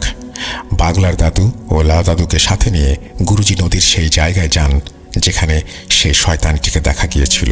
তারপর গুরুজি বলেন, তোমাদের হাতের লাঠি দুটো আমাকে দাও। লাঠি দুটো নিয়ে গুরুজি মন্ত্র পড়ে তাতে ফু দেন। তারপর গুরুজি বলেন, আমি এখন নদীর ভেতরে যাব, আর আমি যাওয়ার পরে তোমরা দুজন লাঠি হাতে করে দাঁড়িয়ে থাকবে। এখানে কেউ আসার চেষ্টা করবে, কিন্তু যখনই দেখবে তোমাদের হাতে এই মন্ত্র পড়া লাঠি, তখন কেউ আর এখানে আসতে পারবে না। আমি পানি নিচে যাওয়ার পরে কিছু শয়তান পানির ভেতর থেকে ওপরে আসার চেষ্টা করবে, কিন্তু উঠতে পারবে না। আমি পানির ভেতরে শয়তানদের দেখে নেব, আর ওপরের শয়তানদের তোমরা দেখে রাখো। তোমরা যদি বুঝতে পারো কেউ তোমাদের কাছে এসেছে, তখন সৃষ্টিকর্তার নাম নেবে এবং জোরে করে তাকে আঘাত করবে। তারপর দেখবে শয়তান কেমন লেজ গুটিয়ে পালায়। গুরুজির কথা শুনে বাগলার ও লালা দাদু বলে, গুরুজি, আপনি কোনো চিন্তা করবেন না, আমরা আছি এখানে, আপনার কোনো চিন্তা নেই, আপনি যান। তারপর গুরুজি নদীর পানিতে নেমে পড়েন, মানে একদম কিনারায় যেখান থেকে পানি শুরু। তারপর মন্ত্র পড়ে ওই দুধের পাত্রে ফুঁ দিতে থাকেন। তারপর দুধ ভর্তি পাত্রটি পানিতে ডুবিয়ে দেন। তার কিছু সেকেন্ডের ভেতরেই গুরুজির সামনে পাক খাওয়া শুরু হয় এবং ফাঁকা হয়ে যায়। তখন গুরুজি সেই ফাঁকা জায়গা দিয়ে নদীর ভেতরে প্রবেশ করেন। ডাঙায় বাগলার ও লালা দাদু লাঠি হাতে দাঁড়িয়ে সব দেখছেন। গুরুজি চলে যাওয়ার পরে শুরু হয় বন্য সব জীবজন্তুর ভয়ঙ্কর হুঙ্কার। চারপাশ জুড়ে যত সব ভয়ঙ্কর জন্তু জানোয়ার গর্জন করতে থাকে। বাগলা দাদু লক্ষ্য করে নদীর পাড়ে গাছপালার ভেতর থেকে অনেক জোড়া চোখ ওদের দিকে ভয়ঙ্কর দৃষ্টিতে তাকিয়ে আছে। এই দৃশ্য দেখে মোটামুটি ভয় পেলেও দুজনের একজনও ওই জায়গা থেকে এক চুলো নড়েনি। প্রায় 1 ঘন্টা পরে নদীতে আবারও পাক শুরু হয়, আর আগের মতো পাকের জায়গাটা ফাঁকা হয়ে যায়। এদিকে পাক শুরু হওয়ার সাথে সাথে আশেপাশে সব হুঙ্কার গর্জন থেমে যায়। তার কিছুক্ষণ পরে গুরুজি সেইখান থেকে উঠে ডাঙায় চলে আসে। গুরুজি ডাঙায় আসার পরে বাগলার ও লালা দাদু লক্ষ্য করে গুরুজি একটুও পানিতে ভেজেনি। গুরুজির জামা কাপড় সম্পূর্ণ শুকনো। এটা দেখে দুজনে খুব অবাক হয়। যাই হোক, গুরুজিকে দেখে দাদুরা জিজ্ঞাসা করে, গুরুজি আপনি ঠিক আছেন? গুরুজি বলে, হ্যাঁ আমি ঠিক আছি। তোমাদের কোনো অসুবিধা হয়েছে? তারা বলে, হ্যাঁ, অনেকগুলো শয়তান এসেছিল জন্তু জানোয়ার সেজে ভয় দেখানোর চেষ্টা করছিল। তখন গুরুজি বলে, এই লাঠির সামনে আসার মতো সাহস কারো নেই। এখন বাড়ি চলো, আজকে গভীর রাতে এই শয়তানি খেলা শেষ করতে হবে। এখানে বাসা বাঁধা বড় শয়তানকে মারতে হবে। তখন দাদুরা জিজ্ঞেস করে, গুরুজি আপনি যে উদ্দেশ্যে নদীর ভেতরে গেলেন সেটা সফল হয়েছে? গুরুজি বলেন, হ্যাঁ হয়েছে। সব সমস্যা সব ঝামেলা শেষ করে পরবর্তীতে গুরুজি বলেছিল নদীর ভেতরে কি হয়েছিল। গুরুজি বলেন, আমি পানির নিচে নামলাম। আমি দেখতে পেলাম একটা রাস্তা চলে গেছে। আমি সেই রাস্তা ধরে হাঁটতে থাকলাম। একটু সামনে যাওয়ার পরে একটা কালো ছায়া আমার পথ আটকে দাঁড়ায়। আমাকে বলে, এই কবিরাজ কোথায় যাচ্ছিস? আমি বলি, সেটা জেনে তোর কি কাজ? আমার পথ ছাড় বলছি। তখন ওই ছায়াটা আমাকে বলে, তোর এত বড় সাহস আমাদের জগতে এসে আমাকে বলিস পথ ছাড়তে? আমি বুঝতে পারি এই শয়তান এত সহজে পথ ছাড়বে না। আমি আমার জামার পকেট থেকে কিছু পাথরের টুকরো বের করি, যেটা আমি আসার সময় বাড়ি থেকে নিয়ে এসেছিলাম। আমি সেই পাথরে মন্ত্র পড়ে ফুঁ দিয়ে ওই ছায়ায় ছুঁড়ে মারলে ও চিৎকার করে সেখান থেকে অদৃশ্য হয়ে যায়। তারপর আমি আবার হাঁটতে থাকি। কিছু দূর যাওয়ার পর দেখি ভয়ঙ্কর একটা কালো সাপ ফনা তুলে আমার পথ আটকে রেখেছে। অনেক বড় একটা সাপ, 3টি মাথা একসাথে ফনা ধরে আছে। আমি সেদিকে দাঁড়াতেই 3 মাথা একসাথে নড়ে ওঠে। 3 জন মানুষ যদি একসাথে একই কথা বলে তাহলে যেমন শোনা যাবে, ঠিক সেই রকমভাবেই 3টি মাথা মানুষের মতো করে কথা বলে ওঠে। ওরা বলে, এই কবিরাজ থাম, তুই এখানে যে উদ্দেশ্যে আসছিস সেটা হবে না। প্রাণে বাঁচতে চাইলে ফেরত যা। তখন আমি একটা পাথর দিয়ে ওই সাপের দিকে ছুঁড়ে মারি, সেটা অদৃশ্য হয়ে যায়। তারপর কিছুক্ষণ হাঁটার পরে একটা বিশাল প্রাসাদ দেখতে পাই। আমি বুঝতে পারি এটাই পানির নিচে থাকা জিন সর্দারের বাড়ি। আমি গেটের কাছে যাওয়ার সাথে সাথে দুজন আমাকে দেখে বলল, গুরুজি আপনি একা এসেছেন? আমরা আপনাকে আনতেই যাচ্ছিলাম। আমাদের সর্দার আপনার জন্য অপেক্ষা করছে। প্রাসাদের ভেতরে ঢুকলাম। ভেতরে যেয়ে দেখি সর্দার সেখানে বসে আছে, তার সাথে অনেকে আছে। আমাকে দেখে সর্দার প্রথমে সালাম জানায়, তারপর তার সাথে ভালো মন্দ কথা হয়। তারপর আমরা কাজের কথা এলাম। সর্দার বলে, গুরুজি আপনার হাঁড়ি ভর্তি 7টি গরুর দুধের উপহার আমার পছন্দ হয়েছে। আমি কি জানতে পারি আপনি কি জন্য এখানে এসেছেন? তখন আমি সর্দারকে সবকিছু খুলে বলি। সর্দার তার কিছু সংবাদ সংগ্রহকারী গোয়েন্দাকে নিয়োগ করে। তারপর তাদের কাছে জিজ্ঞাসা করে গুরুজি যেটা বলছেন সেটা সত্যি কিনা। ওরা বলে, হ্যাঁ এখানে কিছু শয়তান আছে, কিন্তু কি অপকর্ম করার জন্য এসেছে সেটা এখনো আমরা বুঝতে পারছি না। এই জন্য আপনাকে কোনো তথ্য দিতে পারিনি, আর আমরা নজর রেখেছি ওদের ওপর। তখন ওদেরকে আমি বলি, সর্দার দেখো, তোমাদের জিনদের কোনো দোষ নেই। ওরা এমন মায়াজাল সৃষ্টি করতে পারে যেটা মানুষ তো দূরের কথা, কোনো জিনও ধরতে পারে না। আমি আমার অনুগত একজন জাদুকরী মুখবির জিনের কাছ থেকে তথ্য সংগ্রহ করেছি। তারপর আমি সর্দারকে আমার পরিকল্পনার কথা বলি যে কিভাবে এই শয়তানদের শায়েস্তা করতে হবে। তখন সর্দার বলে, গুরুজি আপনি চিন্তা করবেন না, আপনি শুধু আমাকে ডাকলেই আমি আমার সর্বশক্তি দিয়ে শক্তিশালী সেনাবাহিনী সহ যুদ্ধ চালানোর জন্য হাজির হয়ে যাব। তারপর আমি সর্দারকে বলি, আজ গভীর রাতে আমি আসবো এই নদীর পাড়ে। সর্দার আমার কথায় রাজি হয়। এরপর আমি সেখান থেকে চলে আসি। তখন সর্দার আমাকে তার 2 জন জিনের মাধ্যমে এখানে পৌঁছে দেয়। নদীর ভেতর থেকে ওঠার পরে গুরুজি বলেছিলেন, আজকে গভীর রাতে তিনি আবার দাদুদের সাথে এখানে আসবেন, এখানেই আসন করে বসবেন, যা করার করবেন। তখনকার মতো ওনারা বাড়িতে চলে যান। যাওয়ার পথে কোনো সমস্যা হয়নি, কারণ গুরুজি সাথে ছিলেন সেই জন্যই। যাই হোক, বাগলার দাদু গুরুজিকে খাওয়ার জন্য অনুরোধ করেন। দাদু বলেন, গুরুজি আপনি সারাদিন কিছু খাননি, আসুন কিছু খেয়ে নেবেন। তখন গুরুজি বলেন, বাগলার, আমি এই সমস্ত কাজে আসার পরে কিছু খাই না যতক্ষণ পর্যন্ত আমি কাজটা শেষ করছি। তোমরা খাওয়া দাওয়া করলে করে নিতে পারো। তখন দাদু বলে, কি যে বলেন গুরুজি, আপনি না খেলে আমরা কি করে খাবো? তখন গুরুজি বলে, আমার দুটো জিনিস লাগবে, তোমরা পারবে এই দুটো জিনিস এনে দিতে? বাগলা দাদু বলেন, কি জিনিস গুরুজি, আপনি বলুন শুধু। গুরুজি বলে, এক মুঠো চাল আর একটা মুরগি। বাগলার দাদু বলে, এটা আমার বাড়িতে আছে। বাগলার দাদু একটা মুরগি ও এক মুঠো চাল এনে দেন। ওগুলো নিয়ে সেই রাতে ওনারা আবারও নদীর পাড়ে আসেন। গুরুজি বলেন, তোমরা দুটো বড় পাতা নিয়ে আসো। তখন পাশে থাকা গাছ থেকে বাগলার দাদু দুটো বড় পাতা নিয়ে আসে। গুরুজি বলে, ওই পাতার উপরে চালগুলো দুই ভাগ করে রাখো। সেটাই হয়। তারপর গুরুজি মুরগিটাকে জবাই করে সেই মুরগির রক্ত চালগুলোর উপরে ফেলতে থাকেন। দুটো পাতার উপরে রাখা চালের উপরে সমানভাবে রক্ত দিয়ে চালগুলো ভিজিয়ে দেন। তারপর গুরুজি বলেন, যাও এই চালগুলো নদীতে ভাসিয়ে দিয়ে এসো। ওদিকে গুরুজির কথা মতো দাদুরা চালগুলো নদীতে ভাসিয়ে দিয়ে আবারও গুরুজির কাছে এসে বসে পড়ে। তখন গুরুজি নদীর পাড়ে বড় একটা গণ্ডি কেটে সেখানে বাগলার দাদু ও লালা দাদুকে গণ্ডির ভেতর দুই পাশে বসতে বলেন, আর গুরুজি মাঝখানে বসে পড়েন নদীর দিকে মুখ করে। গুরুজি লালা দাদু ও বাগলা দাদুকে মন্ত্র শিখিয়ে দিয়ে সেটা পড়তে বলেন। দুই পাশে দুজন মন্ত্র পড়তে থাকে আর গুরুজি মাঝখানে বসে মন্ত্র পড়ছেন। তারপর তিনি তার পকেট থেকে 3টা পাথর বের করে সেগুলো এক এক করে নদীর দিকে ছুঁড়ে মারেন। পাথর 3টা ছুঁড়ে মারার সাথে সাথে নদীতে আগের মতো পাক খাওয়া শুরু হয়। আর একটু পরে সেই পাকের ভেতর থেকে উঠে আসে জিয়ানের দেখা সেই কচ্ছপ। বাগলা দাদু বলেছিলেন এই কচ্ছপ নাকি বিশাল এক দানবের মতো। তারপর ধীরে ধীরে ওনাদের 3 জনের দিকে আসতে থাকে সেটি। কচ্ছপটি ওনাদের 3 জনের সামনে এসে থেমে যায়, আর তার মাথার জায়গা থেকে দুটো মানুষের মাথা বেরিয়ে আসে। সেই মাথা দেখতে ভয়ঙ্কর, বিভৎস। তার মাথার চুলগুলো জট বাঁধা, মুখের মাংসে পচন ধরা এবং বিভিন্ন জায়গায় ক্ষত চিহ্ন। মনে হচ্ছে চিহ্নগুলো কেউ ধারালো ছুরি দিয়ে কেটে দিয়েছে। চোখের কোটরে কালো দাগ। এটাই সেই বিমরু। বিমরু বলে, কিরে কবিরাজ, আমাকে কেন ডেকেছিস? কবিরাজ বলে, তোরা যে উদ্দেশ্যে এখানে এসেছিস সেটা করা যাবে না, এখান থেকে চলে যা। তখন বিমরু বলে, তোর এত বড় সাহস, তুই আমাকে হুকুম করিস? তুই জানিস না আমি কে?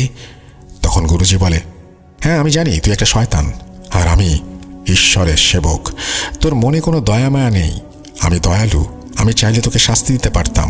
তোর কথায় নিষ্পাপ 3টা শিশুকে বলি দিতে হয়েছে।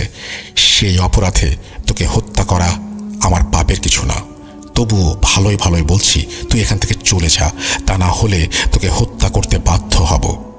তখন বিমরু এক পৈশাচিক হাসি হাসতে থাকে।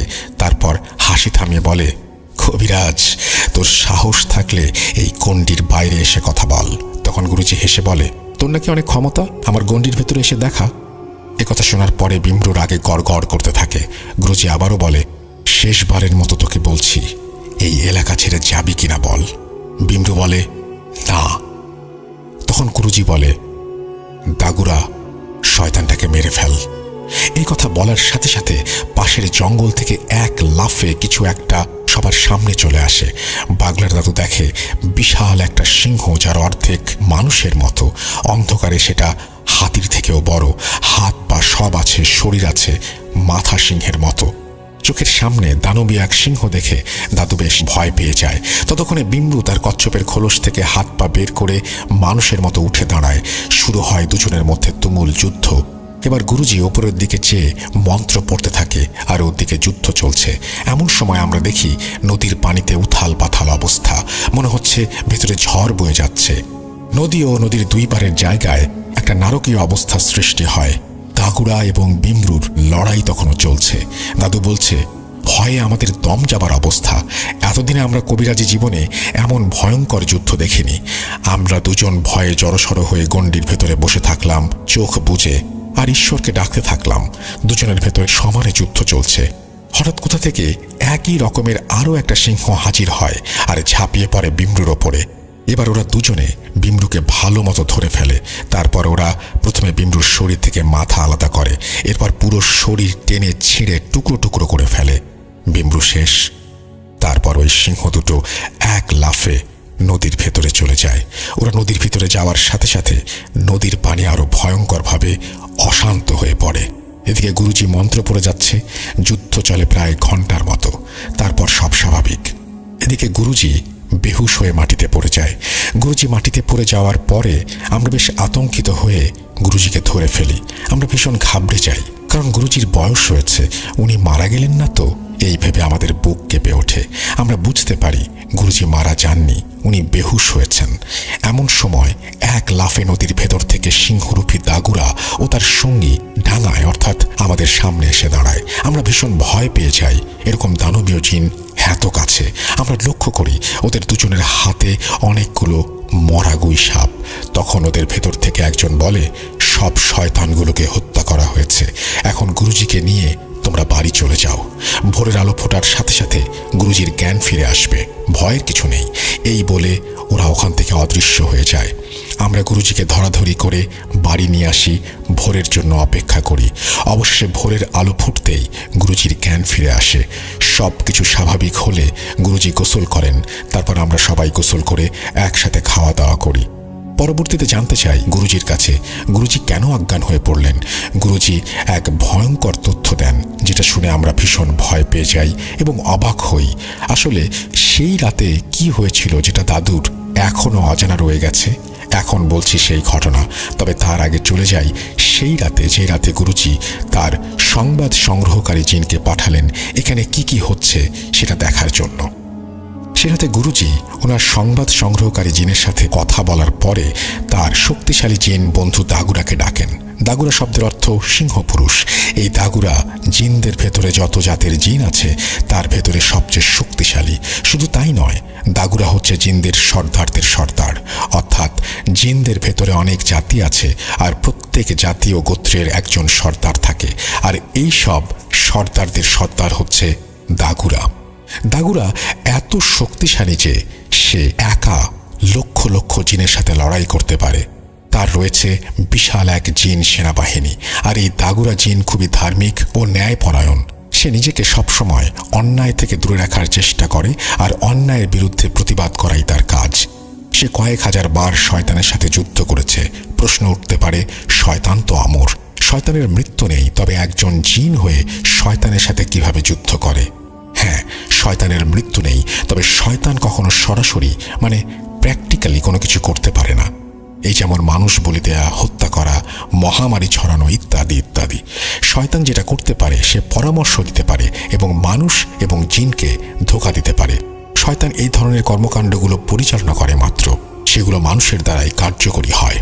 এই বিমরু হচ্ছে অনেক শক্তিশালী, ধূর্ত, চালাক ও নিষ্ঠুর শ্রেণীর ইফরিত জিন। সে প্রায় 2000 বছর ধরে শয়তানের সান্নিধ্যে থেকে বিভিন্ন সময়ে বিভিন্ন অপকর্মে লিপ্ত ছিল। সে সমুদ্রের তলদেশ থেকে তার শয়তানে আখড়া গেড়ে বসে, আর বহুদিন ধরে এই সমুদ্র পথে চলার সময় অনেক জাহাজ সে ডুবিয়ে দিয়েছে আর জাহাজে থাকা নাবিকদের হত্যা করেছে। এভাবে সে হাজার হাজার মানুষের প্রাণ নিয়েছে। আপনারা হয়তো দ্য ডেভিল সির নাম শুনেছেন। এই যে ডেভিল সি, যেখানে রহস্যজনকভাবে জাহাজ হারিয়ে যায়, পানিতে ডুবে যায়, আরও অনেক কিছু আছে যেগুলো বর্ণনা করে ঘটনাকে আর বড় করতে চাই না। তবে এই বিম্ব চরিত্র ও পূর্বের কার্যকলাপের সাথে ডেভিল সির কোনো যোগসূত্র থাকতে পারে। যাই হোক, এই নদীতে আসার আগে শয়তানের মেয়ে নাজালির সাথে তার সাক্ষাৎ হয়। নাজালি তার কাজে সন্তুষ্ট হয়ে তাকে একটা দায়িত্ব দেয়। তখন নাজালি বিম্রুকে বলে, যাও, মানুষের ভেতরে মহামারী ছড়িয়ে দাও, হাজার হাজার নিষ্পাপ লোকের প্রাণ নিয়ে নাও। মূলত নাজালি তাকে এখানে পাঠিয়েছে মহামারী ছড়ানোর জন্য। একবার সেই কাজে সফলতা অর্জন করতে পারলে রোগ ব্যাধিতে আক্রান্ত হয়ে হাজার হাজার মানুষের জীবন চলে যাবে। এতে শয়তানের মেয়ে খুশি হয়ে আরও তাকে শক্তিশালী করে দেবে। এই পুরো ব্যাপারগুলো যখন আমি জানতে পারি, তখন আমি এই জিন বন্ধু দাগুরাকে স্মরণ করি, কারণ আমি জানি নির্দিষ্ট প্রক্রিয়া ছাড়া এই জিন কারো ডাকে সাড়া দেয় না। যাই হোক, সেটাতে আমার ডাকে সাড়া দিয়ে দাগুরা হাজির হয়। তারপর আমি তাকে সব কিছু খুলে বলি। শুনে দাগুরা প্রচণ্ড রেগে যায় আর বলে, আগামীকাল সেখানে যাও, আমি সব সময় তোমার সাথে থাকব আর সময় মতো আমি তাকে হত্যা করব। তারপর দাগুরা আমাকে সবকিছু বুঝিয়ে দেয় কিভাবে কি করতে হবে। এই সবকিছুর প্ল্যান মাস্টার দাগুরা নিজে। একজনকে সহজে হত্যা করা যায় না, তাকে ভালো হওয়ার সুযোগ দিতে হয়, তার পাপের প্রায়শ্চিত্ত করার সুযোগ দিতে হয়। সেই জন্য দাগুরা আমাকে বলেছিল, তুমি প্রথমে তাকে বলবে সেখান থেকে চলে যেতে। আমি জানি সে যেতে চাইবে না, তারপরও তুমি সেটা বলবে। সে যখন অস্বীকার করবে তখন শুধু আমাকে ডাক দেবে। আমি প্রস্তুত থাকব বিমরুর সাথে যুদ্ধ করার জন্য। তারপরের ঘটনা তোমরা সবাই দেখেছ, অনেক কিছুই দেখেছ, আবার অনেক কিছু দেখতে পারোনি। বাগলা দাদু জিজ্ঞেস করলো, গুরুজি আমরা কি দেখিনি? তখন গুরুজি বলে, আমরা যখন মুরগিটি জবাই করে রক্তের সাথে চাল মিশিয়ে নদীতে ভাসিয়ে দিলাম, এটা ছিল রিচুয়ালের একটা অংশ। মূলত সেখান থেকেই শুরু হয় যুদ্ধের প্রস্তুতি। ওদিকে পানির সর্দার বুঝতে পারে সময় এসে গেছে যুদ্ধের। সে তার সেনাবাহিনী নিয়ে প্রস্তুত হচ্ছিল। যখন বিমরু আমাদের সামনে আসে, ঠিক তখন দাগুরা তার সেনাবাহিনী নিয়ে আকাশে লুকিয়েছিল। দাগুরা তার সেনাপতিকে দায়িত্ব দিয়ে নিজে জমিনে নেমে আসে বিমরুর সাথে লড়াই করার জন্য। তোমরা কি জানো, যুদ্ধ শুধু ডাঙা এবং পানিতে হয়নি, যুদ্ধ আকাশেও হয়েছে। বিমরুর বিপদ বুঝতে পেরে হাজার হাজার শয়তানের অনুসারীরা এসেছিল বিমরুকে বাঁচানোর জন্য এবং তার হয়ে যুদ্ধ করার জন্য। কিন্তু ততক্ষণে আমি মন্ত্র বলে একটা বলয় সৃষ্টি করি। সেই বলয় ভেদ করে ওই শয়তানগুলো নিচে আসতে পারেনি। আমি এমন কঠিন ও লম্বা লম্বা মন্ত্র পাঠ করেছি, যা পাঠ করতে আমার নিঃশ্বাস বন্ধ হয়ে যাচ্ছিল। শয়তানগুলো ওপর থেকে আমার ওপরে প্রভাব বিস্তার করার চেষ্টা করছিল। আর যদি একবার আমি ভুল করতাম আর আমার এই বলয় ভেঙে যেত, তবে আমরা সবাই মারা যেতাম। ওই শয়তানগুলো নিচে নেমে আসতে সক্ষম হতো আমার মন্ত্র বলে, এবং দাগুরার সেনাপতি ও তার সৈন্যবাহিনীর আক্রমণের ওপরে শয়তান জিনগুলো ওখানেই মারা যায়। আমি চেয়ে চেয়ে দেখেছি আর মন্ত্র পড়েছি। দাগুরার সেনাপতি যখন দেখে দাগুরা একা পেরে উঠছে না বিমরুর সাথে, তখন সে তার সৈন্যদের ওখানে দায়িত্ব দিয়ে দাগুরার কাছে চলে আসে। আর এই দুজনের শক্তির কাছে বিমরু পরাজিত হয়। বিমরুকে হত্যা করার পরে দাগুরা এবং তার সেনাপতি চলে যায় নদীর ভেতরে বাকি শয়তানগুলোকে হত্যা করার জন্য। তারপর আমি অজ্ঞান হয়ে যাই। অবশ্য ততক্ষণে সব শয়তানগুলোকে হত্যা করা হয়ে গেছে। তবে দুঃখের বিষয় এটা, এই যুদ্ধে পানির নিচে থাকা বেশ কিছু ভালো জিন ও দাগুরার কিছু সৈন্য নিহত হয়েছে। আর এভাবেই একটা ভয়ঙ্কর শয়তানি বাহিনীকে দাগুরা এবং পানির নিচের সর্দার পরাস্ত করে এবং তাদের সবাইকে মেরে ফেলতে সক্ষম হয় দাগুরা এবং সেনাবাহিনীর হাতে। তোমরা যে গুইসাপগুলো দেখেছো, ওগুলো সব মৃত শয়তানের অনুসারী। তো এটাই ছিল মূল ঘটনা, যার অনেক কিছু তোমরা জানো না। গুরুজির কাছে সবকিছু শোনার পরে দাদুরা বেশ অবাক হন এবং গুরুজির অনেক প্রশংসা করতে থাকেন। আর দাদুরা দুঃখ প্রকাশ করেন সেই সমস্ত জিনদের জন্য যাদের রক্ষা করা সম্ভব হয়নি। এরপর গুরুজি এই গ্রামটা পুরোপুরি বন্ধ করে দেন। সেবার গুরুজি 4-5 দিন ছিলেন তার বোনের বাড়ি। আপ্যায়নের কোনো কমতি ছিল না তার। গ্রামের প্রত্যেকটা মানুষ গুরুজির কাছে কৃতজ্ঞ। গুরুজির এই 4-5 দিনে বাগলার দাদুরা অনেক কিছু শেখেন গুরুজির কাছ থেকে। এরপরেও বেশ কয়েকবার বাগলার দাদু গেছেন গুরুজির বাড়ি। তবে এটাই ছিল গুরুজির শেষবারের মতো আসা মালি থেকে গাম্বিয়া। গুরুজি এখন আর জীবিত নেই, তবে গাম্বিয়ার প্রবীণদের কাছে গুরুজি এখনও এক মহানায়ক। ওনার মতো কবিরাজ আফ্রিকা মহাদেশে খুব কম ছিল। এই ঘটনাটি অর্থাৎ ঘটনার দ্বিতীয় পর্ব, এটি এখনও যারা প্রবীণ তাদের মুখে মুখে শোনা যায়। এখনও সন্ধ্যা হলে অনেক প্রবীণরা তার নাতি নাতনিদের নিয়ে বসে যান গুরুজির গল্প করতে। উনি মরেও এখনও জীবিত। আমি চুকসের কাছে গুরুজির নাম জিজ্ঞাসা করেছিলাম, সে নাম বলতে পারেনি। চুকসের কাছ থেকে বেশ কিছু ঘটনা শুনেছি, কিন্তু সেগুলো আমাদের বাংলাদেশের প্রেক্ষাপটে গ্রহণযোগ্য নয়। ঘটনার ভেতরে এমন কিছু বিষয় রয়েছে যেগুলো নিয়ে প্রচুর সমালোচনা হতে পারে। এই ঘটনাগুলো সংগ্রহ করতে আমার বেশ বেগ পেতে হয়েছে। সে অনেক এলোমেলোভাবে ঘটনা উপস্থাপন করেছিল, তাকে বারবার প্রশ্ন করতে হয়েছিল। যেমন জিন বলতে ওরা বোঝে demon, devil, black devil, spirit ইত্যাদি ইত্যাদি। কিন্তু আমরা মুসলিমরা জিন শব্দটা ব্যবহার করেছি বোঝার সুবিধার্থে।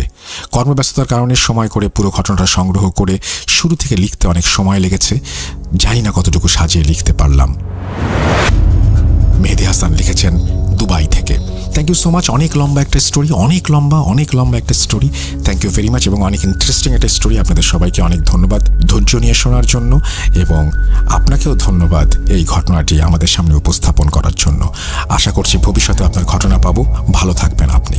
তো লিসেনার্স, আমরা আজকের মতো এখানেই শেষ করছি। আশা করছি আমাদের এই ঘটনাটি আপনাদের ভালো লেগেছে। যদি ভালো লাগে অবশ্যই আমাদের জানাবেন, যদি ভালো না লাগে তাও আমাদের জানাবেন। আমরা আজকের মতো বিদায় নেব না, ঠিক আসলে আমরা আজকের মতো অন্য ঘটনায় যাব।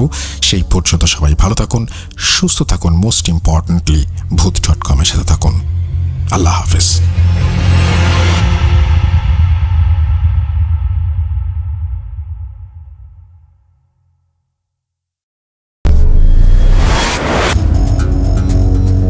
যেভাবে লেখা আছে আমি সেভাবেই পড়ছি।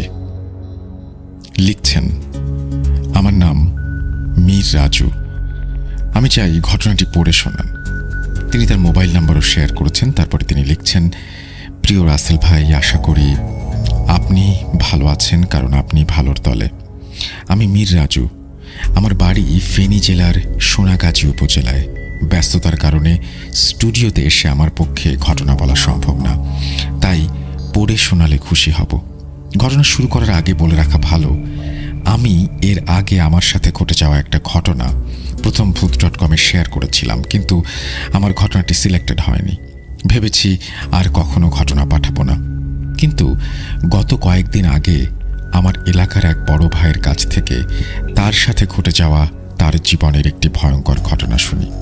ঘটনাটি শ্রোতাদের কাছে কতটা ভয়ঙ্কর হবে জানি না, তবে আমার কাছে বেশ রহস্যময় মনে হয়েছে। তাই অভিমান ভুলে আবারও একবার ঘটনা শেয়ার করতে যাচ্ছি। সরাসরি ঘটনায় চলে যাই। আমার এলাকার ভাইটির নাম রিয়াদ। তিনি পেশায় একজন অ্যাম্বুলেন্স চালক। তিনি দীর্ঘ 5 বছর অ্যাম্বুলেন্স চালান। এ জীবনে তার সাথে ছোট বড় অনেক ভৌতিক ঘটনা ঘটেছে, কিন্তু এই ঘটনাটি বেশ ভয়ের।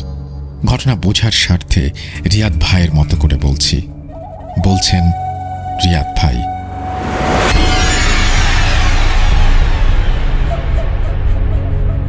সালটা ছিল 2019 সালের জানুয়ারি মাসের কনকনে শীত। আমি একটি বেসরকারি হাসপাতালের অ্যাম্বুলেন্স চালাই। মৃত লাশ নিয়ে যাই মাঝে মাঝেই বিভিন্ন জেলায়। একদিন একটা ফোন পেয়ে আমি অফিসে গিয়ে খবর পাই একটা মৃত লাশ নিয়ে আমাকে রাজশাহীতে যেতে হবে। আমি লাশটাকে দেখলাম, খুব বাজেভাবে অ্যাক্সিডেন্ট হয়েছে। লাশ একটা মেয়ের, সুন্দর, মনে হয় কলেজ কিংবা বিশ্ববিদ্যালয়ে পড়তো।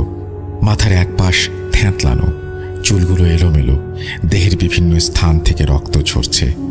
মেয়েটি হোস্টেলে থাকায় এখানে তার কোনো গার্ডিয়ান নেই। তার কয়েকজন শিক্ষক এবং সহপাঠীরা মিলে লাশটাকে অ্যাম্বুলেন্সে তুলে দেয়। লাশটা নিয়ে আমায় একাই যেতে হবে। আমি মাঝে মাঝে এমন লাশ নিয়ে প্রায় অনেক জেলাতে যাই, কিন্তু আমার হেল্পার রকিকে সাথে নিতে হয়। সন্ধ্যা হয়, ঠিক ওই সময় রকিকে সাথে নিয়ে রওনা দিলাম। একটানা 4-5 ঘন্টা গাড়ি চালিয়ে একটা স্থানে এসে কিছু খাওয়ার জন্য গাড়ি থামালাম। তারপর খেয়ে দিয়ে আবারও রওনা দিলাম। কয়েক কিলোমিটার যাওয়ার পর হঠাৎ একটা চাকা বাস্ট হয়ে যায়। গাড়ি থেকে নেমে দেখলাম চাকা বাস্ট হয়ে গেছে। এক্সট্রা চাকার জন্য গাড়িতে খোঁজ করে দেখি ভুল করে এক্সট্রা চাকা নেওয়া হয়নি। সাথে থাকা আমার হেল্পার রকি বলে, ভাই, চাকা যেহেতু নাই, আমরা যেখানে খাওয়া দাওয়া করছিলাম ওইখানেই দেখি চাকা সারাতে পারি কিনা। এই কথা বলে আমার কাছ থেকে কিছু টাকা আর নষ্ট চাকাটা নিয়ে রওনা দিল সে। গাড়িটা রাস্তায় একপাশে সাইড করা ছিল। কতক্ষণ লাগতে পারে এই চিন্তা করতে করতে গাড়িতে গিয়ে বসলাম। গাড়িটা হাইড্রোলিক জগ দিয়ে স্ট্যান্ড করা ছিল, তাই এইটাও চিন্তা করছিলাম একা একা এইভাবে থামানো একটা গাড়ি নিয়ে কতক্ষণ অপেক্ষা করব। এমনিতেই জায়গাটা নীরব। একটু পরপর 1-2টা ডিস্ট্রিক্ট বাস সাঁই সাঁই করে চলে যাচ্ছে। পাশে কোনো মানুষজনের চিহ্ন নেই। রাত প্রায় 10টা, কি আসবে হাইওয়েতে। আমি একটা সিগারেট ধরিয়ে একটু পরপর একটা করে টান দিচ্ছি আর চাকা আসার ব্যাপারটা নিয়ে চিন্তা করছি। লুকিং গ্লাসে রকি আসার পথে তাকিয়েছিলাম। হঠাৎ ভেতরে থাকা লুকিং গ্লাসে চোখ আটকে গেল। চোখটা সরিয়ে পেছনে তাকাতে দেখলাম না, কিছুই না, সব ঠিক আছে। আবার যখন সিগারেটে টান দিয়ে লুকিং গ্লাসের দিকে তাকালাম তখন ভয়ে স্থির হয়ে গেলাম। আমি দেখলাম মেয়েটার লাশটা উঠে বসে আছে। এবার আমি ঘাড় ঘোরাতে সাহস করলাম না। আমার মনে হচ্ছিল দাঁতে দাঁত লেগে আসবে। হঠাৎ পেছন থেকে মেয়েটা বলে উঠল, ভাইয়া, আমি পানি খাবো, পিপাসায় গলাটা ফেটে যাচ্ছে। আমি অনিচ্ছা সত্ত্বেও পেছনে তাকিয়ে দেখি মেয়েটা সত্যি শোয়া থেকে উঠে বসেছে, আর শরীরের দাগগুলো নেই। থ্যাকলানোর দিকটা বোঝা যাচ্ছে না, মনে হচ্ছে সে অজ্ঞান হয়েছিল, এখনই জ্ঞান ফিরেছে। মেয়েটা আবারও বলতে লাগলো, ভাইয়া আমার খুব পানির পিপাসা লেগেছে, আমাকে একটু পানি দেন। কেন জানি মুহূর্তের মধ্যে আমার ভেতর থেকে সব ভয় কেটে গেছে। মেয়েটাকে দেখতে স্বাভাবিক লাগায় আমি একটা পানির বোতল এগিয়ে দিলাম। পানিটা পেয়ে সে এক নিঃশ্বাসে শেষ করে কেমন একটা স্বস্তির নিঃশ্বাস ফেলল। আমি মুহূর্তে ভাবছি, আহা জীবন, কি দারুণ আমাদের চিকিৎসা ব্যবস্থা। একটা অজ্ঞান হওয়া জীবিত মেয়েকে লাশ বানিয়ে অ্যাম্বুলেন্সে উঠিয়ে দিয়েছে। এগুলো ভাবতে না ভাবতেই মেয়েটা আমার দিকে মুখ করে বলতে লাগলো, জানো ভাইয়া, এই পানির জন্য আমার বুকটা ফেটে যাচ্ছিল। আমার ভার্সিটি বন্ধ হয়ে যাওয়ায় বাড়িতে যাওয়ার জন্য তৈরি হয়ে বাস স্ট্যান্ডে আসি। আমি রিক্সা থেকে নেমে ভাড়া দিলাম। যখন একটু সামনে এগোলাম খেয়াল করতে পারিনি কখন একটা দ্রুতগামী বাস আমার সামনে এসে পড়েছে। চোখের পলকে বাসটার আঘাত খেয়ে সামনে পড়ে যাই, আর বাসটা ব্রেক করতে না পেরে আমার মাথার ঠিক বাম সাইড দিয়ে চলে যায়। যাওয়ার সময় আমার সমস্ত শরীরটাকে কয়েকবার রাস্তায় পিষ্ট করে যায়। অ্যাক্সিডেন্টের বেশ কিছুক্ষণ পর পর্যন্ত জীবিত ছিলাম। মেয়েটার মুখে এই কথাগুলো শুনে আমার বাক রুদ্ধ হয়ে গেছে। আমি যেন আমার মধ্যে নেই, আমি শুধু শুনছি। তারপর মেয়েটা বলছে, চিৎকার করে বলতে পারিনি, আমাকে কেউ পানি দাও, পিপাসায় আমার গলা ফেটে যাচ্ছে। খুব শব্দহীন আর্তনাদ করে পানির জন্য গুমড়ে কেঁদে উঠেছিলাম, কিন্তু আমাকে এক ফোঁটা পানি কেউ দেয়নি। যখন শেষ নিঃশ্বাসটা ফেললাম, একজন এসে আমাকে পানি খাওয়াতে চাইল, কিন্তু পানির এক ফোঁটাও গলা দিয়ে নামলো না, গাল বেয়ে পড়ে গেল। আমার নিথর দেহটা অ্যাম্বুলেন্সে তোলা হলো। আমার আইডি কার্ড দেখে ভার্সিটি থেকে তথ্য নিয়ে আমার কয়েকজন বন্ধু আর শিক্ষককে খবর দেওয়া হয়, আর তারাই আপনার গাড়িতে তুলে দিয়েছে আমাকে বাড়িতে পৌঁছে দিতে। মেয়েটা এক নিঃশ্বাসে কথাগুলো বলে একটু চুপ করে আবারও বলল, ভাইয়া, আমার আব্বা আম্মা আর ভাই বোনকে বলবেন আমার জন্য যেন না কাঁদে, আর আপনাকে অসংখ্য অসংখ্য ধন্যবাদ আমাকে পানি খাওয়ানোর জন্য। এই কথা বলে মেয়েটা আবার শুয়ে পড়ে। ততক্ষণে আমার হেল্পার রকি চাকা ঠিক করে এসে বলল, ভাই চলেন, চাকা ঠিক হয়ে গেছে। আমি শুধু পেছনে তাকিয়ে আছি। রকে গায়ে হাত দিয়ে ধাক্কা দেওয়ায় আমার নীরবতা ভাঙে, আমার সম্বিত ফিরে পাই আমি। রকির ইশারা পেয়ে খেয়াল করলাম আমার পুরো শরীর ঘামে ভেজা। এ বিষয়ে রকিকে কিছু বললাম না, চাকাটা লাগিয়ে আবার রওনা দিলাম। মেয়েটার বাড়ি যেতে যেতে পরদিন সকাল 9টা বেজে যায়। মেয়েটার লাশ পেয়ে মেয়েটার বাবা মা ভাই বোন কান্নাকাটি শুরু করে দিল। আমি ওইখানে বেশিক্ষণ অপেক্ষা করতে পারলাম না। মেয়েটার বলা কথাগুলো কারো কাছে বলতে পারিনি। গাড়ি স্টার্ট দিয়ে ঢাকার দিকে রওনা দিলাম। মনটা খারাপ করে একটানা গাড়ি চালিয়ে যখন আবার ওই রাস্তায় আসলাম যেখানে গাড়ি নষ্ট হয়েছিল, সেখানে এসে দেখলাম মেয়েটা রাস্তায় দাঁড়িয়ে আছে, সুন্দর একটা হাসি দিয়ে হাত নাড়িয়ে আমাকে বিদায় জানাচ্ছে। এটা দেখে আমার মনটা কেন যেন এক অজানা কারণে ভালো হয়ে গেল। ভালো একটা স্বস্তি নিয়ে ঢাকায় ফিরে চলে আসলাম। কোনো ভয় পাইনি, তবে এই রহস্যময় ঘটনাও আজও আমায় ভাবায়। এই বলে রিয়াদ ভাই তার ঘটনা শেষ করলেন। রাসেল ভাই, ঘটনাটি ভালো লাগলে পড়ে শোনাবেন। তো এই ছিল ঘটনা, আমি পড়ে শোনালাম। আশা করছি আপনাদেরও ভালো লেগেছে। যদি আপনাদের ভালো লাগে তাহলে আপনারাও ইমেল করুন। আমাদের ইমেল অ্যাড্রেস হচ্ছে russell.booth.com@gmail.com। আপনার নাম, ঠিকানা এবং ফোন নাম্বার সহ আপনার জীবনে ঘটে যাওয়া সেরা ঘটনা পাঠিয়ে দিন আমাদেরকে। আমরা অপেক্ষায় থাকলাম আপনার ঘটনার, এবং আরও বেশি বেশি করে যদি ঘটনা পাঠান, আরও বেশি বেশি করে ইমেল এপিসোড হবে, আরও বেশি বেশি করে আমরা ফিরে আসবো আপনাদের কাছে। সুতরাং অপেক্ষায় আছি আপনাদের ঘটনার। স্টুডিওতে আসুন বা লিখে পাঠান, যেভাবে খুশি ঘটনা পাঠিয়ে দিন আমাদের। চলে যাব আমাদের পরবর্তী ঘটনায়।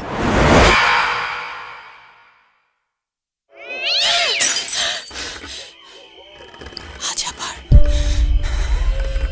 শুনতে পাচ্ছেন শব্দটা? ভয়ের আরেক নাম booth.com with Russell.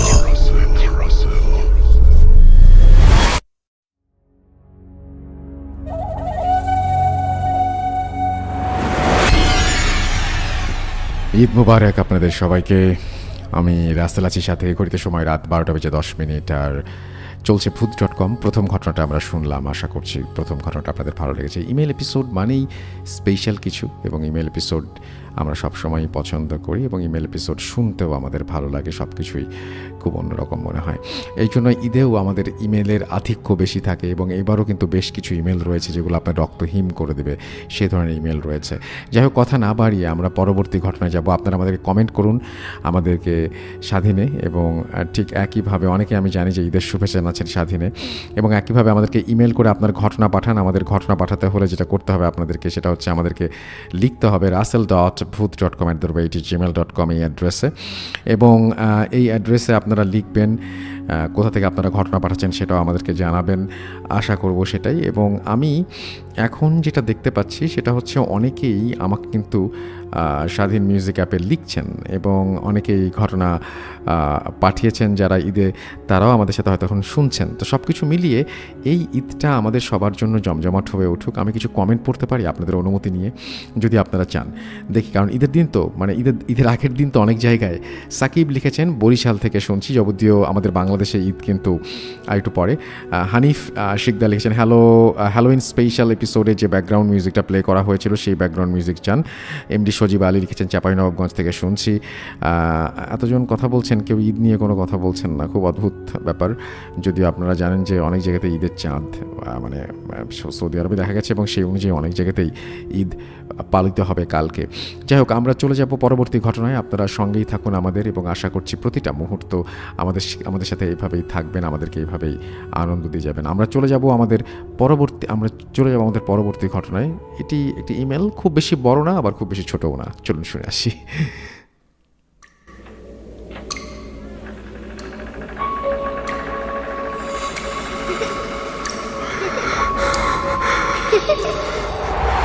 লুকোচুরি খেলবে? লুকোচুরি তুমি লুকাও, আমি ঠিকই তোমাকে খুঁজে পাবো।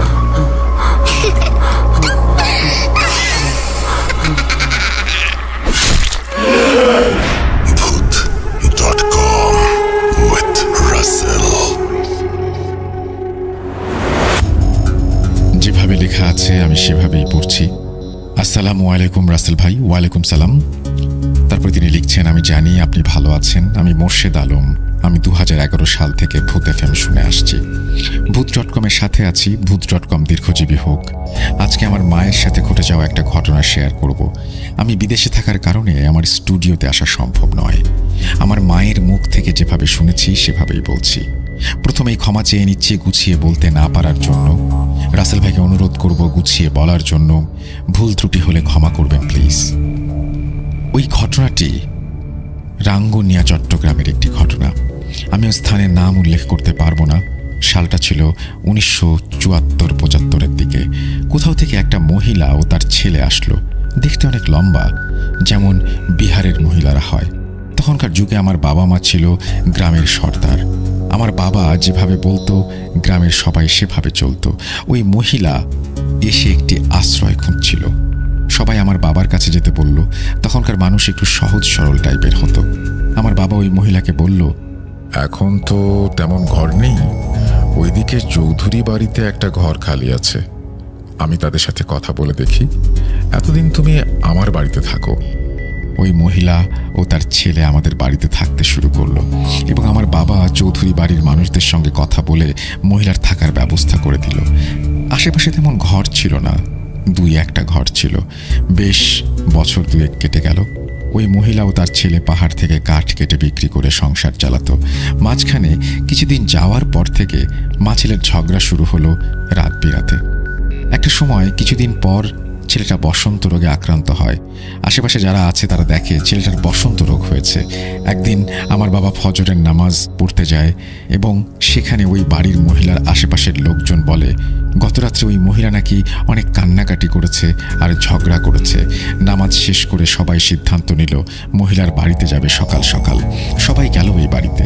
যখন ওই মহিলাকে ডাকা শুরু করলো, ওই মহিলা একটা লম্বা দা হাতে বেরিয়ে আসলো, আর আমার বাবার দিকে তেড়ে আসলো আক্রমণ করতে। সবাই ওই মহিলাকে থামিয়ে বলল, কি হয়েছে তোমার, এরকম করছো কেন? ওই মহিলা গত রাতে সব ঘটনা খুলে বলতে শুরু করলো। আমি ওই মহিলাটির মতো করে বলছি।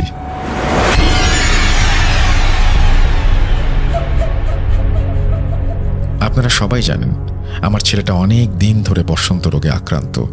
সে গত রাতে মারা গেছে। রাত বেশি হওয়ায় কাউকে ডাকতে পারিনি এবং আমি অনেক কান্নাকাটি করছিলাম। মধ্যরাতে দেখি সর্দার সাহেব আমার বাসায় আসছে এবং দরজা খুলতে বলছে। এসে বলতে শুরু করলো, তোমার ছেলের মৃত্যুর খবর পেয়ে এসেছি। আমার মাথায় তখন আর কোনো কিছু কাজ করছিল না, তাই ওনাকে ঘরে আসতে দিলাম। কিছু সময় কেটে যাবার পর উনি বলতে লাগলো, রাত অনেক হয়েছে, কালকে তোমার ছেলের দাফন কাফন করতে হবে, অনেক কাজ বাকি আছে। তার চেয়ে বরং আমি লাশের পাশে থাকি, তুমি একটু বিশ্রাম করো। আমি বললাম, না সমস্যা নেই, আমি আছি, কালকে সকালে সকালে অনেক কাজ, তুমি একটু বিশ্রাম করো। উনি জোরাজুরি করতে লাগলেন। আমি অন্য রুমে গিয়ে শুয়ে পড়লাম সেই জোরাজুরির কারণেই। অনেক চেষ্টা করেও ঘুমাতে পারিনি একটুও। কিছুক্ষণ পর খেয়াল করলাম উনি এদিক সেদিক করছেন। আরও কিছু সময় কেটে যাওয়ার পর দেখি উনি আমার দিকে আসছেন এবং আমি ঘুমিয়ে গেছি কিনা সেটা দেখছেন। আমি ঘুমের ভান করে থাকলাম। দেখছি উনি কিচেনের দিকে যাচ্ছেন। আমি ওনার পেছন পেছন গেলাম যাতে উনি বুঝতে না পারেন। দেখি উনি কিচেনে কি যেন খোঁজাখুঁজি করছেন। দেখি হাতে লবণ নিয়ে আসছেন। আমি আবার শুয়ে পড়লাম। লবণগুলো নিয়ে আমার ছেলের পাশে বসলো। আমার বুঝতে বাকি রইল না এটা কি ছিল, তাই কিচেন থেকে বড় দা নিয়ে আসলাম। এক পাশে দেখতে লাগলাম উনি কি করে। আমার ছেলের গায়ে আঘাত করতে শুরু করলো এবং আমার ছেলের গা থেকে মাংস খেতে শুরু করলো। আমি দা নিয়ে ওনার দিকে তেড়ে আসলাম, ওনাকে আঘাত করলাম। আঘাত করার সাথে সাথে দেখি উনি একটা ভয়ঙ্কর রূপ ধারণ করলো। ভয়ঙ্কর লোমে ভরা তার শরীর। এত ভয়ঙ্কর চেহারা আমি জীবনে কখনো দেখিনি। তা সে আমাকে হামলা করতে চেষ্টা করছে। ওনাকে দা দিয়ে আমি আঘাত করছি, সঙ্গে সঙ্গে দরজা খুলে বের হয়ে যাই এবং খুব ভয়ঙ্করভাবে চিৎকার করতে থাকি। ওনার সাথে যুদ্ধ করতে করতে কখন যে ফজরের আজান দিয়ে দিয়েছে আমি জানি না। দেখি হঠাৎ সব চুপ হয়ে গেছে। আমার তান্ত্রিক বিদ্যা জানা ছিল, তাই আমাদের কিছু করতে পারেনি। একটা ব্যাপার, সকালে সে লাশটাকে দাফন করে ফেললো। এরপরে মহিলা কোথায় গেছে কেউ দেখেনি। এরপর প্রায় 10 বছর পরে সেই চৌধুরী বাড়িতে একটা বিবাহ অনুষ্ঠান হয়েছে। সবার মতো আমরাও বিবাহতে গিয়েছিলাম। মেহেদি রাতে অনেক ধুমধাম করে আয়োজন চলছিল। মধ্যরাত্রে আমি একটু ঘুমিয়ে গিয়েছিলাম। যখন ঘুম ভাঙে দেখি সবাই আমাকে রেখে চলে গেছে। আমি দেখছিলাম আমার বাড়ির আশেপাশের কেউ আছে কিনা। দেখি কেউ নেই, তাই একা যাওয়ার সিদ্ধান্ত নিলাম। সবাই আমাকে রাতে যেতে বারণ করছিল। আমি কারো কথা না শুনে যেতে শুরু করলাম। মনে মনে ভাবলাম 5 মিনিটের রাস্তা, এমন কি আর হবে। বিবাহ বাড়িতে তো মাইকের আওয়াজ ছিল, তাই ভয় করছিল না। আমি যখন হাঁটা শুরু করলাম, কিছু দূর যাওয়ার পরে দেখি আমার পেছন পেছন কেউ আসছে। পেছনে ফিরে দেখি কেউ নেই। আমি আবার হাঁটতে শুরু করলাম। এবার আওয়াজ হচ্ছে কোথাও থেকে। এবার পেছনে ফিরে যা দেখি তা দেখার জন্য আমি মোটেও প্রস্তুত ছিলাম না। দেখি 2টা রাজহাঁস আমাকে পেছন থেকে তাড়া করছে। আমিও দৌড়াতে শুরু করলাম এবং চিৎকার করতে শুরু করলাম। দৌড়াতে দৌড়াতে বাড়ির উঠোনের সামনে এসে জ্ঞান হারালাম। যখন জ্ঞান ফেরে তখন দেখি আমি বাড়িতে শুয়ে আছি আর সকাল হয়ে গেছে। আমার মা জিজ্ঞেস করলো কি হয়েছে কালকে। আমি রাতের সব ঘটনা খুলে বললাম। আমার মা রাতে না ফেরাতে খুব চিন্তা করছিল আর ঘুম আসছিল না তার। আমার চিৎকার শুনে আমার বাবা বের হলো বাসা থেকে এবং আমাকে দেখতে পায় সে। পরে একটা হুজুরের কাছে আমাকে নিয়ে যাওয়া হয়। হুজুর ঝাড়ফুঁক করে বলে খুব খারাপ একটা জিন নাকি আমার পেছনে নিয়েছিল। আমার মা বাবা বাইরে যাওয়াতে কিছু করতে পারেনি। এরপর আর কোনো সমস্যা হয়নি। এই বলে আমার মায়ের ঘটনা শেষ করলো। যদি এই ঘটনাটি সিলেক্ট করেন, শেয়ার করার অনুরোধ রইল। পরিশেষে রাসেল ভাইকে বলতে চাই, এরকম আরও অনেক ঘটনা আছে, আস্তে আস্তে সব ঘটনা জানাবো। এখানে একটা জিনিস আমি বলতে চাই, কতগুলো কোয়েশ্চেন আমার আছে। আপনার চৌধুরী বাড়িতে গিয়েছিলেন যিনি, যার রূপ ধরে মানে একজন অশরীরী এসেছিল আর কি লাশ খাওয়ার জন্য। তারপরে ব্যাপারটা কি ঘটলো, তিনি যে দা নিয়ে তেড়ে আসলেন, এটা কে ছিল আসলে সেটা কি জানা গিয়েছিল? সেকেন্ড কথা হচ্ছে, আপনার সাথে যে ঘটনাটি ঘটেছে এই ঘটনার সাথে প্রথম ঘটনাটির সংযোগ কোথায়? যদি তা পারেন দয়া করে জানাবেন। আমাদের ইমেল অ্যাড্রেস russell.booth.com@gmail.com। আপনার উত্তরের অপেক্ষায় থাকলাম। আমরা চলে যাব আমাদের পরবর্তী ঘটনায়। Welcome back. আপনাদের সবাইকে অনেক অনেক ধন্যবাদ এতক্ষণ পর্যন্ত আমাদের সাথে থাকার জন্য। অনেক অনেক শুভকামনা রইল। সব সময় এই ইউটিউব চ্যানেলটি সম্পর্কে আপডেট পেতে আমাদের ইউটিউব চ্যানেলটিকে সাবস্ক্রাইব করুন। আশা করছি আমরা একসাথে অনেকটা পথ হাঁটব। আজকের মতো এখানেই বিদায় নিচ্ছি। সবাই ভালো থাকুন, সুস্থ থাকুন, মোস্ট ইম্পর্ট্যান্টলি ভূত.com-এর সাথে থাকুন। আল্লাহ হাফেজ।